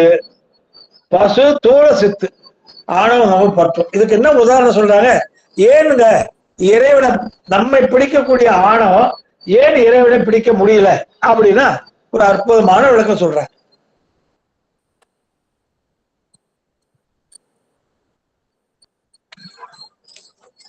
இந்த ஆணவம் நம்மை பிடிக்குது, ஏங்க கடவுளை பிடிக்கல, அவரையே பிடிக்க முடியல இந்த ஆணவத்தாலாம்? அதுக்கு ஒரு உதாரணம் சொல்றாங்க. இப்போ கடல் இருக்குங்க, கடல்ல நீர் இருக்கு, அந்த கடல் நீர் உப்பா இருக்கு. நம்ம பூமியில தான் கடலை பார்க்கிறோம், ஆனா அந்த கடலுக்கு இடம் கொடுக்கறது எது? ஆகாயம். கடல் பூமியில இருந்தாலும் கடலுக்கு இடம் கொடுக்கறது எதுங்க? கூரை போல இருந்து ஆகாயம். அப்போ கடல் வெளி என்பது ஆகாயம். இந்த ஆணவம் அந்த கடல் வெளியாக ஆகாயத்தை பற்ற முடியாது. அவர் சூக்கும சித்து. ஆகவே நம்ம தூர சித்து நம்மளை பிடிச்சிடுறாரு. எப்படி உப்பானது கடல் வெளியான ஆகாயத்தை பற்ற முடியலையோ, தண்ணீரை பற்றுதோ, அது மாதிரி இந்த ஆணவமானது இறைவன் கடல் வெளி போல ஆகாயம் போல இருக்கான். அவரை போய் இந்த ஆணவத்தால் பிடிக்க முடியாது, நம்மை தான் அது பிடிக்க முடியும். ஆகவேதான் கடலுக்கு உண்மை சொன்னாங்க. கடல் நீர் பூமியில இருக்கு, ஆனா நம்ம நினைக்கிற பூமியில இருக்கு கடல்னு. ஆனால் உண்மையிலே பூமியில இல்ல கடல். அதுக்கு இடம் கொடுக்குறது எதுங்க? ஆகாயம். அப்ப கடல் ஆகாயத்துல இருக்கு, நம்ம எல்லாமே நமக்கு இடம் கொடுக்குறது ஆகாயம் தான். நம்ம வீட்டுல இருக்குன்னா வீட்டுக்கு மேல கூரை இருக்கு, கூரைக்கு மேல எது தாண்டது? நம்ம இடம் கொடுக்குது ஆகாயம் தான். ஆக உலகத்தில் உள்ள அனைத்து பொருளுக்கு இடம் கொடுக்குறது ஆகாயம் தான். அது போன்று கடல் வெளியான ஆகாயத்தை பற்ற முடியாத அந்த ஆணவம் உயிரப்பட்டது. எப்படி அந்த உப்பானது கடல் வெளியை பற்ற முடியாமல் அங்க உள்ள தண்ணீரை பற்றுகிறதோ, அது மாதிரி இறைவனை ஆணவம் பற்ற முடியாதுன்றாங்க. அப்புறம் வந்து ஆணவம் வாசனை அளவு, வாசனை அளவுன்னு சொல்றாங்க. வாசனை அளவுன்னு ஒரு டேம் யூஸ் பண்றாங்க. வாசனை அளவுன்னா என்ன அர்த்தம்னாங்க, இப்ப நீங்க சமைக்கிறீங்க, ரசம் வைக்கிறீங்க, பெருங்காயம் தாளிச்சு போடணும் ரசத்துல. பெருங்காய டப்பா எடுத்தா பெருங்காயம் காலி டப்பாவா இருக்கு, கவனிக்கல நீங்க. பெருங்காயம் காலியானதை கவனிக்கல, வாங்கல. ரசம் கொதிக்குது, பெருங்காயம் வறுத்து தாளிக்கனால, ஆனா பெருங்காயம் இல்லை. நீங்க என்ன செய்யறீங்க? சரி பெருங்காயம் இல்லையே, இந்த வாசனை காமிச்சா ரசத்தை ஏத்துக்கும். அது பெருங்காய டப்பால வாசனை வரும், பெருங்காயம் இல்லாட்டாலும் வாசனை வந்து கொண்டே இருக்கும். சரி இந்த வாசனையை வச்சு சமையல முடிப்புன்னா அது போய் சமையல்ல சேருமா? அது மாதிரி ஆணவ வாசனை அளவுனா அவங்கள தாக்காதுன்னு அர்த்தம். ஆணவ வாசனை அளவு வாசனைன்னு சொன்னா அவங்கள தாக்காதுன்னு அர்த்தம். அப்புறம் நம்ம இறந்த பிறகு என்ன நடக்குதுங்க? இது ஒரு முக்கியமான கேள்வி. நம்ம எல்லாம் இறக்குறோம், இறந்த பிறகு என்ன நடக்குது யாருக்குமே தெரியல. நம்ம சித்தாந்தம் சொல்லுது அதுக்கு என்ன எப்படி நடக்குதுன்னு சொல்லுது சித்தாந்தம். நம்ம இறந்துருப்போம், இப்போ நான் நாளைக்கு இறந்துட்டேன்னு வச்சுக்கோங்க. இப்போ நம்ம பேரிட பாப்பார் பெருமாள் அதிகமான நல்வினை செஞ்சிருந்தா சொர்க்கத்துக்கு அனுப்புவார், அதிகமான தீவினை செஞ்சிருந்தா நரகத்துக்கு அனுப்புவார். எப்படியா இருந்தாலும் எந்த உயிரா இருந்தாலும் தொடர்ந்து நல்லதையே செய்து கொண்டிருக்காது, தொடர்ந்து கெட்டதையே செய்து கொண்டிருக்காது. கெட்டவனை ஏதாவது ஒரு நல்ல செயல் செஞ்சிருப்பான், நல்லவனை ஏதாவது ஒரு கெட்ட செயல் செஞ்சிருப்பான். ஆகவே அந்த இன்பம் துன்பம் நல்லது கெட்டதெல்லாம் பகல் இரவு மாதிரி. இரவு போனா பகல் வரும், பகல் போனா இரவு வரும். ஆகவே எவ்வளவு நல்லவனாக இருந்தாலும் அவன் ஏதாவது ஒரு கெட்டதை செஞ்சிருப்பான். எவ்வளவு கெட்டவனாக இருந்தாலும் அவன் ஒரு நல்லது செஞ்சிருப்பான். அப்ப அந்த பேரட பார்ப்பார். இதுக்கு என்ன சொல்றாரு அப்பர் பெருமான்? அருமையான ஒரு பாட்டு சொல்றார். தொழுது தூமலர் தூவி துதித்து நின்று அழுது காமுற்று அரற்றுகின்றாரையும் பொழுதுபோக்கி புறக்கணிப்பாரையும் எழுதும் கீழ்கணக்கு இன்னம்பர் ஈசனே அப்படின்றார். தொழுது தூமலர் தூவி, நம்மலாம் பெருமானை வழிபடுகிறோம், மலருக்கு வழிபடுகிறோம், பாமாலை சாத்துகிறோம், வழிபடுகிறோம். அழுது காமுற்று அரைச்சுக்கிறோம், பெருமாட்ட போய் அழுகுறோம். பெருமானே உன்னுடைய அருள் எப்பப்பா எனக்கு கொடுப்ப, திருவடியில எப்ப எனக்கு சேர்த்துக்க, நம்மலாம் அழுது காமுற்றுனா அவர் மேல ஆசைப்பட்டு, அவர் திருவடி மேல ஆசைப்பட்டு அரைச்சுக்கின்றோம். அங்க ஒரே விளையாத்தி கொண்டிருக்கிறோம். அப்படிப்பட்டவங்க கணக்கே எழுதுகிறாராம் பெருமான்.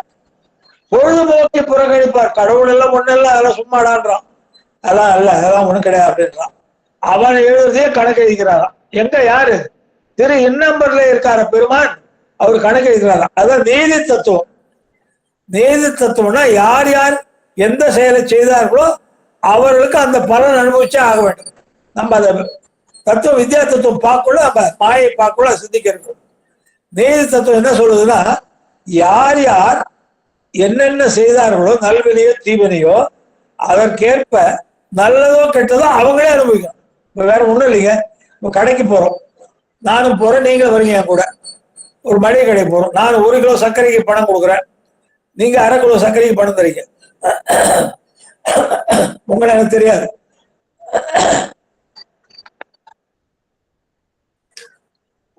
என்ன உங்களுக்கு தெரியாது. கடைக்காரர் என்ன செய்யறார்? நான் 1 கிலோ பணம் கொடுத்துருக்கேன் சர்க்கரை, நீங்க 1/2 கிலோ சர்க்கரை பணம் கொடுக்குறீங்க. கடைக்காரர் 1 கிலோ சர்க்கரை உங்ககிட்ட கொடுக்குறார், 1/2 கிலோ சர்க்கரை என்கிட்ட கொடுக்குறேன். நான் என்ன சொல்லுவேன்? என்னங்க நியாயம் அது? நான் 1 கிலோ சர்க்கரை பணம் கொடுத்தா 1/2 கிலோ கொடுக்குறீங்களேன்னு. அப்ப அதான் நீதிங்க. எந்த எந்த ஆன்மா எந்த எந்த செயலை செய்ததோ அது நல்லதோ கெட்டதோ அந்த ஆன்மா அந்த நல்லது கெட்டதோ அனுபவிச்சே ஆக வேண்டும். அது மாற்றமே இல்லை. அதான் நீதி தத்துவம். அப்ப நான் ஒருவர் இறந்த பிறகு புண்ணியம் அதிகமா செஞ்சிருந்தா அவருடைய உடல் சொர்க்கத்துக்கு போகும். சொர்க்கத்துக்கு நம்ம உடம்போட போக முடியாது. சோழ உடம்பு தான் இங்க அழிஞ்சு போகுது. மீதி 16 தத்துவம் தான் இருக்கு. அதுல இருந்து பூதாசார உடம்பும் கொடுப்பாரு. இந்த சூக்கும் உடம்புல இருந்து பூதாசார உடம்பும் கொடுப்பாரு. அதுதான் போய் சொர்க்கத்துக்கு போய் நம்ம அனுபவிச்சதுக்கு ஏற்ப இன்பங்களை அனுபவிக்கும். நம்ம நல்லது இங்க பூலகத்தை நல்லது செஞ்சிருந்தா அங்க பல விதமான இன்பங்களை கொடுப்பார். துன்பமே இருக்காது. எங்க பார்த்தாலும் ஒரே சந்தோஷமா இருக்கும். அந்த இன்பங்களை அனுபவிச்சு முடிஞ்சது அந்த வினை கழிஞ்சிடும்.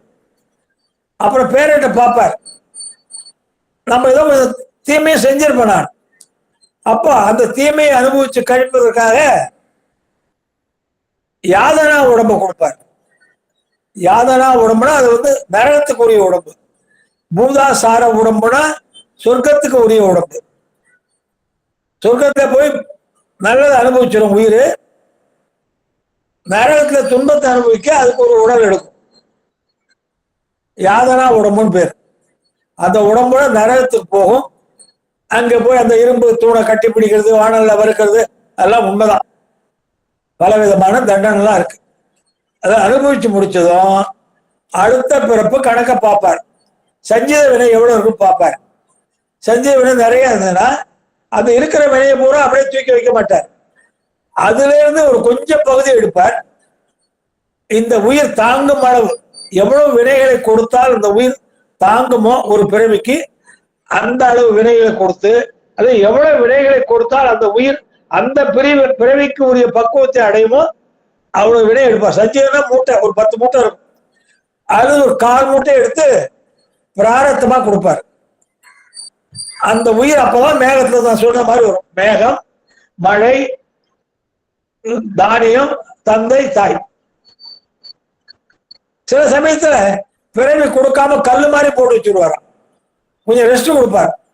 தொடர்ந்து பல பிறவிகள் எடுத்துருந்த உயிர், இந்த உயிர் கொஞ்சம் ரெஸ்ட் கொடுப்போன்னு ஒரு பாடானனா கல் பாடான மாதிரி உள்ளே அங்கே மாயிலே கிடக்காது. அப்புறம் ஒரு குறிப்பிட்ட பீரியட்ல அப்ப எப்படி உடலை கொடுப்பார்.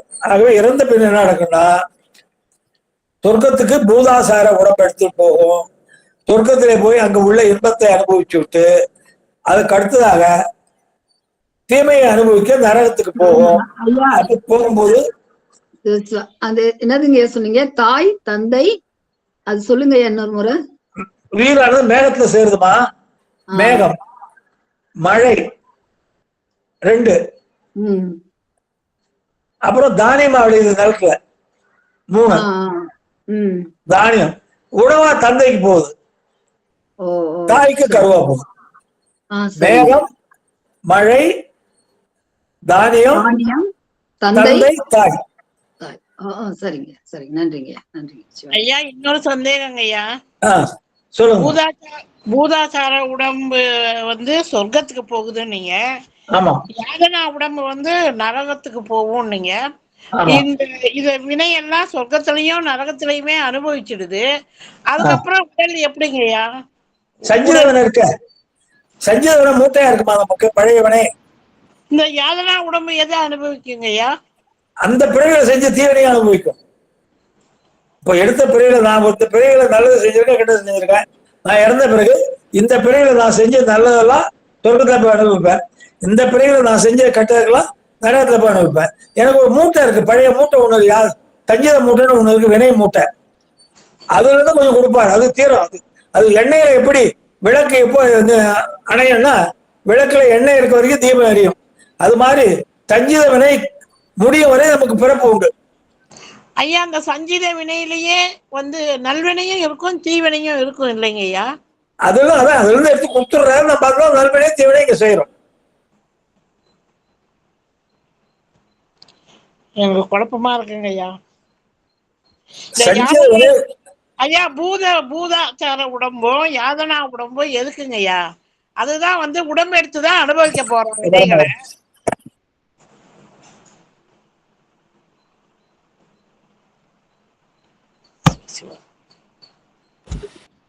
ஐயா வெளியில போயிட்டாராமா? ஆமாங்கம்மா, லெஃப்ட்னு வருது. ஐயா புக் ஏதாவது எடுத்துட்டு போயிட்டாங்களா? ஆமா, தெரியாம கை பட்டுருச்சு அவருக்கு. இல்ல இல்ல கை தான வெளியில பட்டுருச்சு.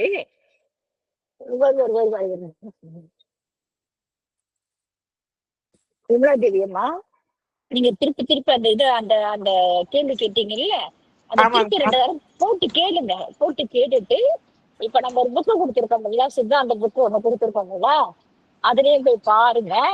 அதுக்கப்புறம் வினா விடைன்னு சொல்லி ஆனந்தராசனுடைய புக்கு வாங்கி வச்சிருக்கீங்க இல்லையா, அதுலயும் படிச்சு பாருங்க, உங்களுக்கு புரியும், நல்லா புரியும். இல்ல அந்த அனுபவிக்கிறதுக்கே நாம உடல் எடுக்கிறோம். இந்த 2 உடல்லையும் வந்து சொர்க்கத்துக்கும் நரகத்துக்கும் போய் நாம செஞ்ச நல்வினை தீவனையும் அனுபவிக்கிறோம். மறுபடியும் உடல் வந்து எடுத்து மறுபடியும் வந்து அது புரியலைங்கம்மா. அதான் சஞ்சீத வினை இருக்குது இல்லையா, மீதி சொச்சம் இருக்கிற வினைக்கு திரும்பி பிறவி எடுத்து அப்புறம் அதை அனுபவிக்கிறோம். திரும்ப வந்து சொர்க்கம் நரகம் திரும்ப அனுபவிப்போம். அதுதான் ஐயா சொன்னாங்க.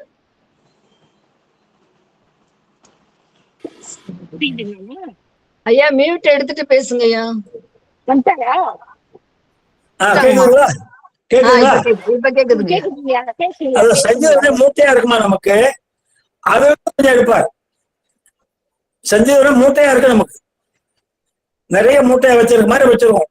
சஞ்சீவனம் மூட்டைன்னு அர்த்தம். சொர்க்கத்திலையும் நரகத்திலையும் என்ன அனுபவிப்பீங்க அப்பனா? அதெல்லாம் டீட்டெயில் தெரியாம இன்பம் துன்பம் வச்சுக்க வேண்டியது. அது பார்க்கணும்னா புராணத்தை போய் பார்க்கணும். அதெல்லாம் நம்ம சாத்திரத்துல வரலிங்க அதெல்லாம். ஆனா இன்பம், சொர்க்கத்துல இன்பம் எல்லாமே இன்பமா இருக்கும், சந்தோஷமா இருக்கலாம். நரகம்னா துன்பம், நெருப்புல போட்டு வாட்டுறது, இரும்பு தூணை கட்டி பிடிக்கிறது, வானல்ல வதக்கிறது, எண்ணெயில போட்டு அப்படிலாம் இருக்குன்றாங்க. அதெல்லாம் தனி சப்ஜெக்ட் இருக்கு, அது புராணத்துல வருது. அதெல்லாம் கருட புராணம் ஒரு புராணம் இருக்கு, அதுல வருதுங்க எல்லாம். அந்நியம் படம் பாத்தீங்களா? அந்நியம் படம் பாத்தீங்களா? அதுல வர்றதுதான் அதான் அந்த புராணத்துல வர்றதுதான். அதுல வர்றதெல்லாம் அப்படிதான் நரகத்துல எண்ணெயில போட்டு வறுப்பாங்க, எருமாட்டு பூச்சி விட்டு கடிக்க சொல்லுவாங்க, அப்படி அந்த மாதிரி துன்பங்கள். அதெல்லாம் உண்மைதான். ஆனா அதெல்லாம் சாத்திரத்துல டீட்டெயிலா வரல, புராணத்துல இருக்குங்க. அதெல்லாம் அது பெரிய சப்ஜெக்ட், அது நம்ம புராணத்துல பார்த்தா தெரியும். இப்படி வச்சுக்கணும். சொர்க்கத்துல போனா நமக்கு இன்பம் அனுபவிக்கலாம், கெட்டதே இருக்காது. நரகத்துல போனா துன்பம் ஆகும், நல்லது நடக்காது. ரெண்டையும் முடிச்சுட்டு அனுபவிச்சு, இது அனுபவிச்சு முடிஞ்சாதான் உங்களுக்கு வினை கழியும். நல்வினையோ தீவினையோ நீங்கள் அதை அனுபவித்து முடித்தால்தான் உங்கள் வினை கழியும். ஆகவே நல்வினைக்கு உரிய பயனை இந்த சொர்க்கத்துல அனுபவிச்சு விட்டு, தீவினைக்கு உரிய பயனை நரகத்துல அனுபவிச்சு விட்டு, அடுத்த பிறகு என்ன செய்வார்? பெருமாள் சஞ்சீதத்தில் இருக்க உங்க மூட்டைகளை வந்து கொஞ்சம் எடுப்பார். எடுத்து இந்த உயிர் தாங்கும் அளவு எவ்வளவு வினை கொடுத்தா அந்த உயிர் தாங்குமோ, அல்லது எவ்வளவு வினை கொடுத்தால் இந்த உயிர் அந்த பிறவிலே பக்குவம் அடையுமோ, அதற்கேற்ப சஞ்சீவன் வந்து கொஞ்சம் வினை கொஞ்சோடு எடுப்பார். எடுத்து விதியா தருவார், பிராரத்தமா தருவார். அதான் விதின்றோம். ஆகாமை என்பது இப்ப செய்யற வினை, சஞ்சீதம் என்பது போய் அந்த மூட்டையில சேர்ந்துரும். பிராரத்தம் என்பது ஊழ் விதி தலையெழுத்துன்னு சொல்றோமே, அதுதான். அது சொல்றாங்க, ஒரு குழந்தை பிறக்கும் பொழுதே அது எந்த ஊர்ல பிறக்கும், எந்த அப்பா அம்மாவுக்கு பிறக்கும், யாருக்கு ஆணா இருந்தா எந்த பெண்ணை திருமணம் பண்ணும், பெண்ணா இருந்தா எந்த ஆணை திருமணம் பண்ணும், எத்தனை குழந்தைகள் இருக்கும், அது என்னென்ன வேலை பார்க்கும், என்னென்ன ஊர்ல இருக்கும், என்னென்ன அதுக்கு உடம்பு உபாதைகள் வரும், என்னென்ன நன்மைகள் நடக்கும், கடைசியில் எப்படி மரணம் அடைகின்றதா உங்களுக்கு ஆல்ரெடி அந்த கம்ப்யூட்டர்ல போடுற மாதிரி தலையெழுத்துன்றாங்க. அதான் ஒரு பிறவை கொடுக்கும்போது பெருமாள் எழுதிடுவாராம். அதை வந்து முதல்ல அடிச்சுடுவார், உங்களுக்கு அதை மாற்ற முடியாது. மொத்தம் 3 வினை இருக்கு. ஆகாமை என்பது இப்ப செய்யறது, இப்ப நம்ம செய்யறது நல்வினை. இது அதான் செய்யறது நல்வினை. நீங்க கேட்டுருக்கீங்க, அது நல்வினை. நான் இதை முடிச்சுட்டு போயிட்டு அடுத்தபடியா தெருவில் போயிட்டு யாராவது ஒருத்தர் அடிச்சேன்னு வச்சுங்க, அது தீவினை. இப்போ நான் செய்து கொண்டு நல்வினை. ஏன்னா சத்சங்கம் பண்றோம். சத்சங்கம் என்றால் நல்ல விஷயம் அர்த்தம். சத்து என்றால் நல்லது, சங்கம் என்றால் அடியார் கூட்டுறது. சில பெருமானுடைய செய்திகளை நான் சொல்றேன், நீங்க கேட்கறீங்க, இது நல்லது, எனக்கும் நல்லது, நன்மை, உங்களுக்கும் நன்மை. நம்ம புண்ணிய கணக்கில் அங்க ஏறிடும். ஒவ்வொரு வினாடியும் நம்ம செய்யறதெல்லாம் ஏறிட்டு இருக்கின்றார். ஒவ்வொரு வினாடியும் நாம் செய்கிற நல்வினை தீவினை எல்லாம் அங்க ஆட்டோமேட்டிக்கா ரெக்கார்ட் ஆயிடும். இப்போ நம்ம எல்லாம் இந்த 40 பேர் 26 பேர் இருக்குமா, இந்த 26 பேர் செஞ்சிருந்து நல்வினை. இப்போ நான் ஏதோ சில விஷயங்களை சொல்லிட்டு இருக்கேன், நீங்க அதை கேட்டுக்கொண்டிருக்கீர்கள். ஆக எனக்கு சொல்வதால எனக்கு நன்மை, கேட்பதாலே உங்களுக்கு நன்மை. இந்த புரோகிராம் முடிஞ்சுட்டு நான் வெளியே போயிட்டு ஏதாவது ஒரு துன்பம் பக்கத்துல ஏதாவது ஒரு சண்டை கண்டா போட்டு யாராவது அடிச்சோன்னு வச்சுக்க, அது தீவினை. ஆகவே நம்ம நல்வினை தீவினை சேர்ந்தா செய்வோம். ஆகாமை என்பது இப்ப செய்ய வினை. இந்த வினை உடனே பயனுக்கு வராது. ஆகாமை என்பது செய்ததும் புத்தியில இருக்கும். இந்த பிறகு முடிஞ்சது மாயையில போயிடும். மாயையில போயிட்டு அடுத்த பிறகு வரும்போதுதான் மேகம், மழை, தானியம், தந்தை, தாய், பஞ்சாகினின்னு அதை. பஞ்சாகினி 5 விதமா வருது அர்த்தம். மழை, மேகம், மழை, தானியம், தந்தை, தாய், இப்படி பிறவி எடுக்கும். இப்படி தொடர்ந்து பிறவி எடுக்கும். இந்த பிறவி வினை செய்யும், இந்த வினையை அடுத்த பிறவிக்கு வரும், இப்படியே தொடர்ந்து போய்கொண்டே இருக்கும். எப்ப வினை முடியும்னா நம்மளுக்கு இறைவனுக்கு வந்து மல பரிபாகம் அடைஞ்சு, அப்போ குருநாதராக வருவார் இறைவன். வந்து என்ன பண்ணுவார், இந்த உயிர் பக்குவம் அடைஞ்சு விடுது, இதற்கு மேல இது பிறவி கொடுக்க வேண்டாம் என்று அவருக்கு தெரியாது. இந்த உயிர் எப்படி பக்குவம் அடைஞ்சிருக்கு தெரியும். அப்ப ஞானத்தை உபதேசிப்பார். ஞானம் என்பதுன்னா முப்பொருள் பற்றிய உண்மை, பதி பசு பாசங்களை பற்றிய உண்மை, அதை உணர்த்துவாரு. அப்போ இந்த உயிர் பூரண பக்குவம் அடைந்து விட்டதாலே இந்த உயிருக்கு மீண்டும் பிறவி கொடுக்க வேண்டாம் என்று நம்ம சஞ்சிதவன் இருக்கு பாருங்க மூட்டை, அதை எரிச்சிருவார். இப்ப கவர்மெண்ட் வந்து ஸ்டாலினையா வந்து என்ன பண்ணார், நகை கடலாம் தள்ளி விடுறேன்னு சொன்னார். பதவி ஏற்றது என்ன பண்ணார், ஒரே கையெழுத்து போட்டாரு. யார் யார் பேங்க்ல நகை கடன் வாங்கியிருந்தாங்களோ எல்லாமே கட்டியதான் ஆயிடுது. அது மாதிரி குருநாதர் வர இறைவன் என்ன பண்ணுவார், இந்த உயிர் பக்குவம் அடைந்து விட்டது, இதற்கு மேல இதுக்கு பிறவி தேவையில்லை என்று சொல்லி நம்முடைய சஞ்சீதவனுக்கு பாருங்க மூட்டையா இருக்க அதெல்லாம் ரைட்டா பண்ணிடுவார், எடுத்துருவார் கணக்குல இருந்து. அப்புறம் இந்த உடல் வந்து இருக்க வரைக்கும் பிறவி இருக்கும். இந்த உடல் இருக்க வரைக்கும் நம்ம வினை அனுபவிச்சுதான் ஆகணும், பிராரத்தம் அனுபவிச்சுதான் ஆகணும். அப்போ இந்த நம்ம என்ன பண்ணுவோம், பக்குவம் அடைஞ்ச உயிர் நல்லதுதான் செய்யும், கெட்டது செய்யாது. இப்போ பக்குவம் அடைஞ்ச உயிர் எப்பொழுதுமே நல்லதுதான் செய்யும், கெட்டதே செய்யாது. ஏனென்றால் சீவன் முக்தர் ஆயிடுது. சீவன் முக்தர்னா உயிரோடு இருக்கும் போது முக்தி அடைஞ்ச நிலை. அப்ப அந்த உயிர் என்ன செய்யும், எதுவுமே கெட்டதை செய்யாது, ஆனா நல்லது செய்யும். ஆனா வினை கோட்பாட்டுப்படி நல்லதோ கெட்டதோ ஒரு பிறவி கொடுக்கணும். நல்லது செஞ்சிருந்தா அதுக்கேற்ப ஒரு பிறவி கொடுக்கணும், கெட்டது செஞ்சா அதுக்கேற்ப ஒரு பிறவி கொடுக்கணும். ஆனா இறைவன் என்ன செய்வார், ஆல்ரெடி சஞ்சீவனையே எடுத்தாச்சு, இதுக்கு பிராரத்தம் தான் இருக்குது. இது நல்வினை செய்யுது, ஆகாமிய நல்வினை செய்யுது என்ன அதையும் ரைட்டா போயிட்டு சுட்டு எரிச்சிருவார். இப்ப வினையே தீர்ந்துடும், வினை தீர்ந்ததும் உயிரானது இறைவன் திருவிழி அடைஞ்சிடும், முக்தி அடைஞ்சிடும் அர்த்தம்.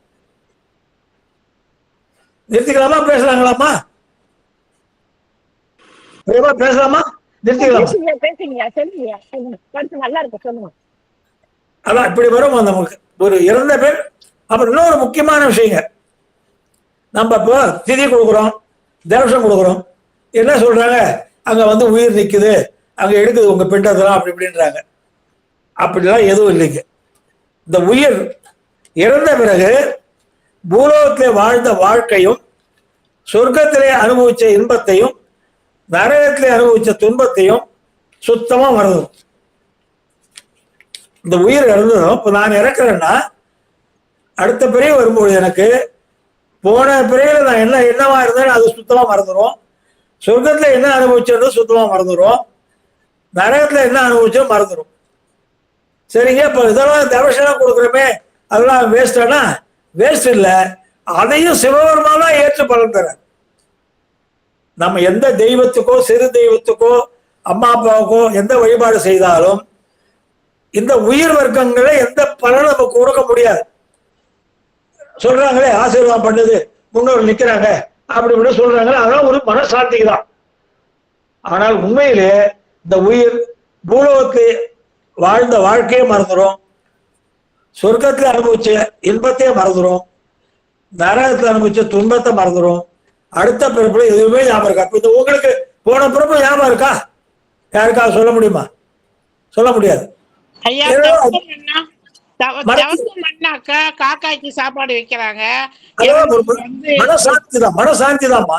அதுக்கு இறைவன் தான் பலன் தர. அதுக்கு என்ன சொல்றாங்க சாத்திரத்துல, நம்ம வழிபாடு செய்யறோம் அப்பா அம்மாவுக்கு, அதுக்கும் அவங்க மூலமா இறைவன் தான் பலன் தர.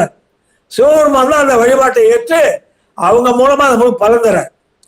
ஆகவே அப்பா அம்மா நம்மளுக்கு பலன் தர்றதுல அவங்க மூலமா சிவனே தான் நமக்கு பலன் தர. எப்படி யாதொரு தெய்வம் கொண்டு அத்தெய்வமாக அங்கே மாதொரு பாகனாதான் அருள்னானதோ அதே மாதிரி நாம் எந்த தெய்வத்துக்கு சிறு தெய்வத்துக்கோ அல்லது முன்னோர்களுக்கோ பூஜை வழிபாடு செய்தாலும் அந்த வழிபாட்டை ஏற்று அவர்கள் மூலமாக நமக்கு அருள் பாலிப்பது சிவபெருமான் தான். உயிர் எந்த உயிரும் நமக்கு ஒரு பலனை கொடுக்க முடியாது. ஏன்னா உயிர் வர்க்கம் என்பது ஒரு நல்லதோ கெட்டதோ கொடுக்க முடியாது, இறைவன் தான் அவங்க மூலமா பலன் கொடுக்கிறார். ஆகவே இந்த இறந்த பிறகு எல்லாவற்றையும் மறந்துடும், வாழ்ந்த பூலோக வாழ்க்கையை மறந்துடும், சொர்க்க வாழ்க்கை. குலதெய்வம் கும்பிடணும், அது வந்து கட்டாயம் கும்பிடணும், அது மூலமா அது சிவபெருமான், அந்த குலதெய்வம் மூலம் சிவபெருமான் அருள் பாலிக்கிறார். யாதொரு தெய்வம் கொண்டீர் அத்தெய்வமாகிய அங்கே மாதொரு பாகனாதான் அருள்வார். இதான் உங்களுக்கு யாஸ்டிக், இதான் வந்து ஒரு நீதி. நம்மளுக்கு சித்தியார்ல அருள் சிவம் கொடுத்துருக்க பெரிய ஒரு ரூல். நீங்க எந்த தெய்வத்தை கும்பிட்டாலும் அதுக்கு அருள் பாலிப்பது சிவபெருமான் தான். நீங்க கும்பிடுங்க, குலதெய்வத்தை கும்பிடுங்க, வேணாம்னு சொல்ல. ஆனால் அந்த தெய்வத்தின் மூலமா அருள் பாலிப்பது சிவபெருமான் தான் என்ற எண்ணம் இருக்கணும், வேற ஒண்ணும் இல்லை. அதுக்காக கும்பிட வேணான்னு இல்லை, குலதெய்வத்தை கும்பிடக்கூடாதுன்னு இல்லை, முன்னோர் வழிபடக்கூடாதுன்னு என்பது இல்லை. நீங்க வழிபாடெல்லாம் செய்யலாம், கும்பிடலாம் எல்லாம். ஆனா அடிமனதிலே இதற்கெல்லாம் பலன் கொடுப்பது நமக்கு சிவபெருமான் தான் என்ற எண்ணம் இருக்கணும், அதுதான் வேற ஒண்ணும் இல்லை. ஆனா அதெல்லாம் செய்ய வேண்டியதுதான், சாத்தியங்கள் செய்ய வேண்டியதுதான், வருடத்துக்கு ஒரு நினைக்க வேண்டியதுதான். எல்லா பூஜைகளையும் ஏற்று சிவபெருமான் தான் அருள் பாலிக்கிறார். நான் அடுத்த வகுப்புல உங்களுக்கு சித்தியார் பாடலே பாடி எடுத்து காமிக்கிறேன். இப்ப எடுக்க முடியாது, ஏன்னா 300 பாடல், அதுல ஒரு பாடல் இருக்கு சித்தியார் பாடல். இங்க நாம செய்யற பூஜைக்கெல்லாம் யாரு பலன் தருவார் அப்படின்ற மாதிரி வரும், அது சித்தியார் பாடல். அடுத்த வகுப்புல உங்களுக்கு அந்த பாட்டே தான், என்ன நம்பர்னு சொல்றேன், நீங்க குறிச்சு பார்த்துக்கலாம். ஆனா இதான் ரூல், யாதொரு தெய்வம் கொண்டீர் அத்தெய்வமாக அங்கே மாதொரு பாகனாதான் அருளார். நீங்க எந்த தெய்வத்தை கும்பிட்டாலும், எந்த முன்னோரை வழிபட்டாலும், எந்த சிறு தெய்வத்தை வழிபட்டாலும் எல்லா வழிபாட்டுக்கும் பலன் கொடுப்பது யாருன்னா சிவபெருமான் தான், அவங்க மூலமா பலன் தருகிறார் என்ற எண்ணம் இருக்கணும்ன்றாங்க, வேற ஒண்ணும் இல்லை.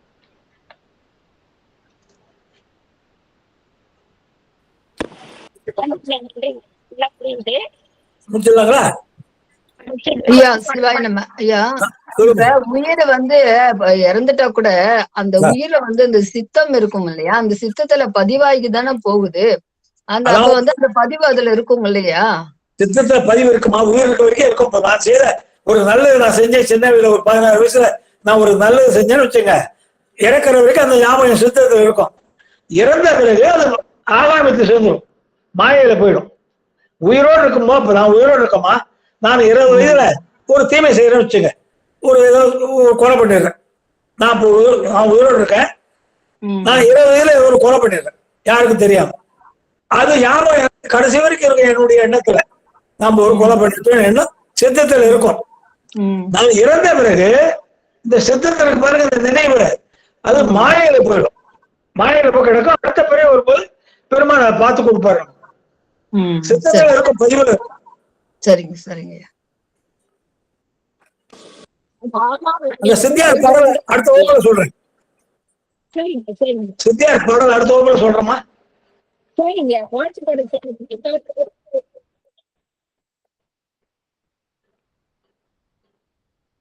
பாடிருக்கீங்களாமா? வாழ்த்து பாடல் பாடுங்க. வான்முகில் வழாது பெய்க மலிவலம் சுரக்க மன்னன் கோன்முறை அரசு செய்க குறைவில்லாது உயிர்கள் வாழ்க நான்மறை அறங்கள் ஓங்க நர்தவம் வேள்வி மல்க மேன்மை கொள் சைவ நீதி விளங்குக உலகமெல்லாம் மேன்மை கொள் சைவ நீதி விளங்குக உலகமெல்லாம் ஆறிரு தடந்தோள் வாழ்க அருமுகம் வாழ்க வெற்பை கூறுசெய் தனிவேல் வாழ்க குக்குடம் வாழ்க செவ்வேல் ஏரிய மங்கை வாழ்க யானை தன்னணங்கு வாழ்க மாறிலா வள்ளி வாழ்க வாழ்க சீரடியாரெல்லாம் வாழ்க சீரடியாரெல்லாம். திருச்சிற்றம்பலம்.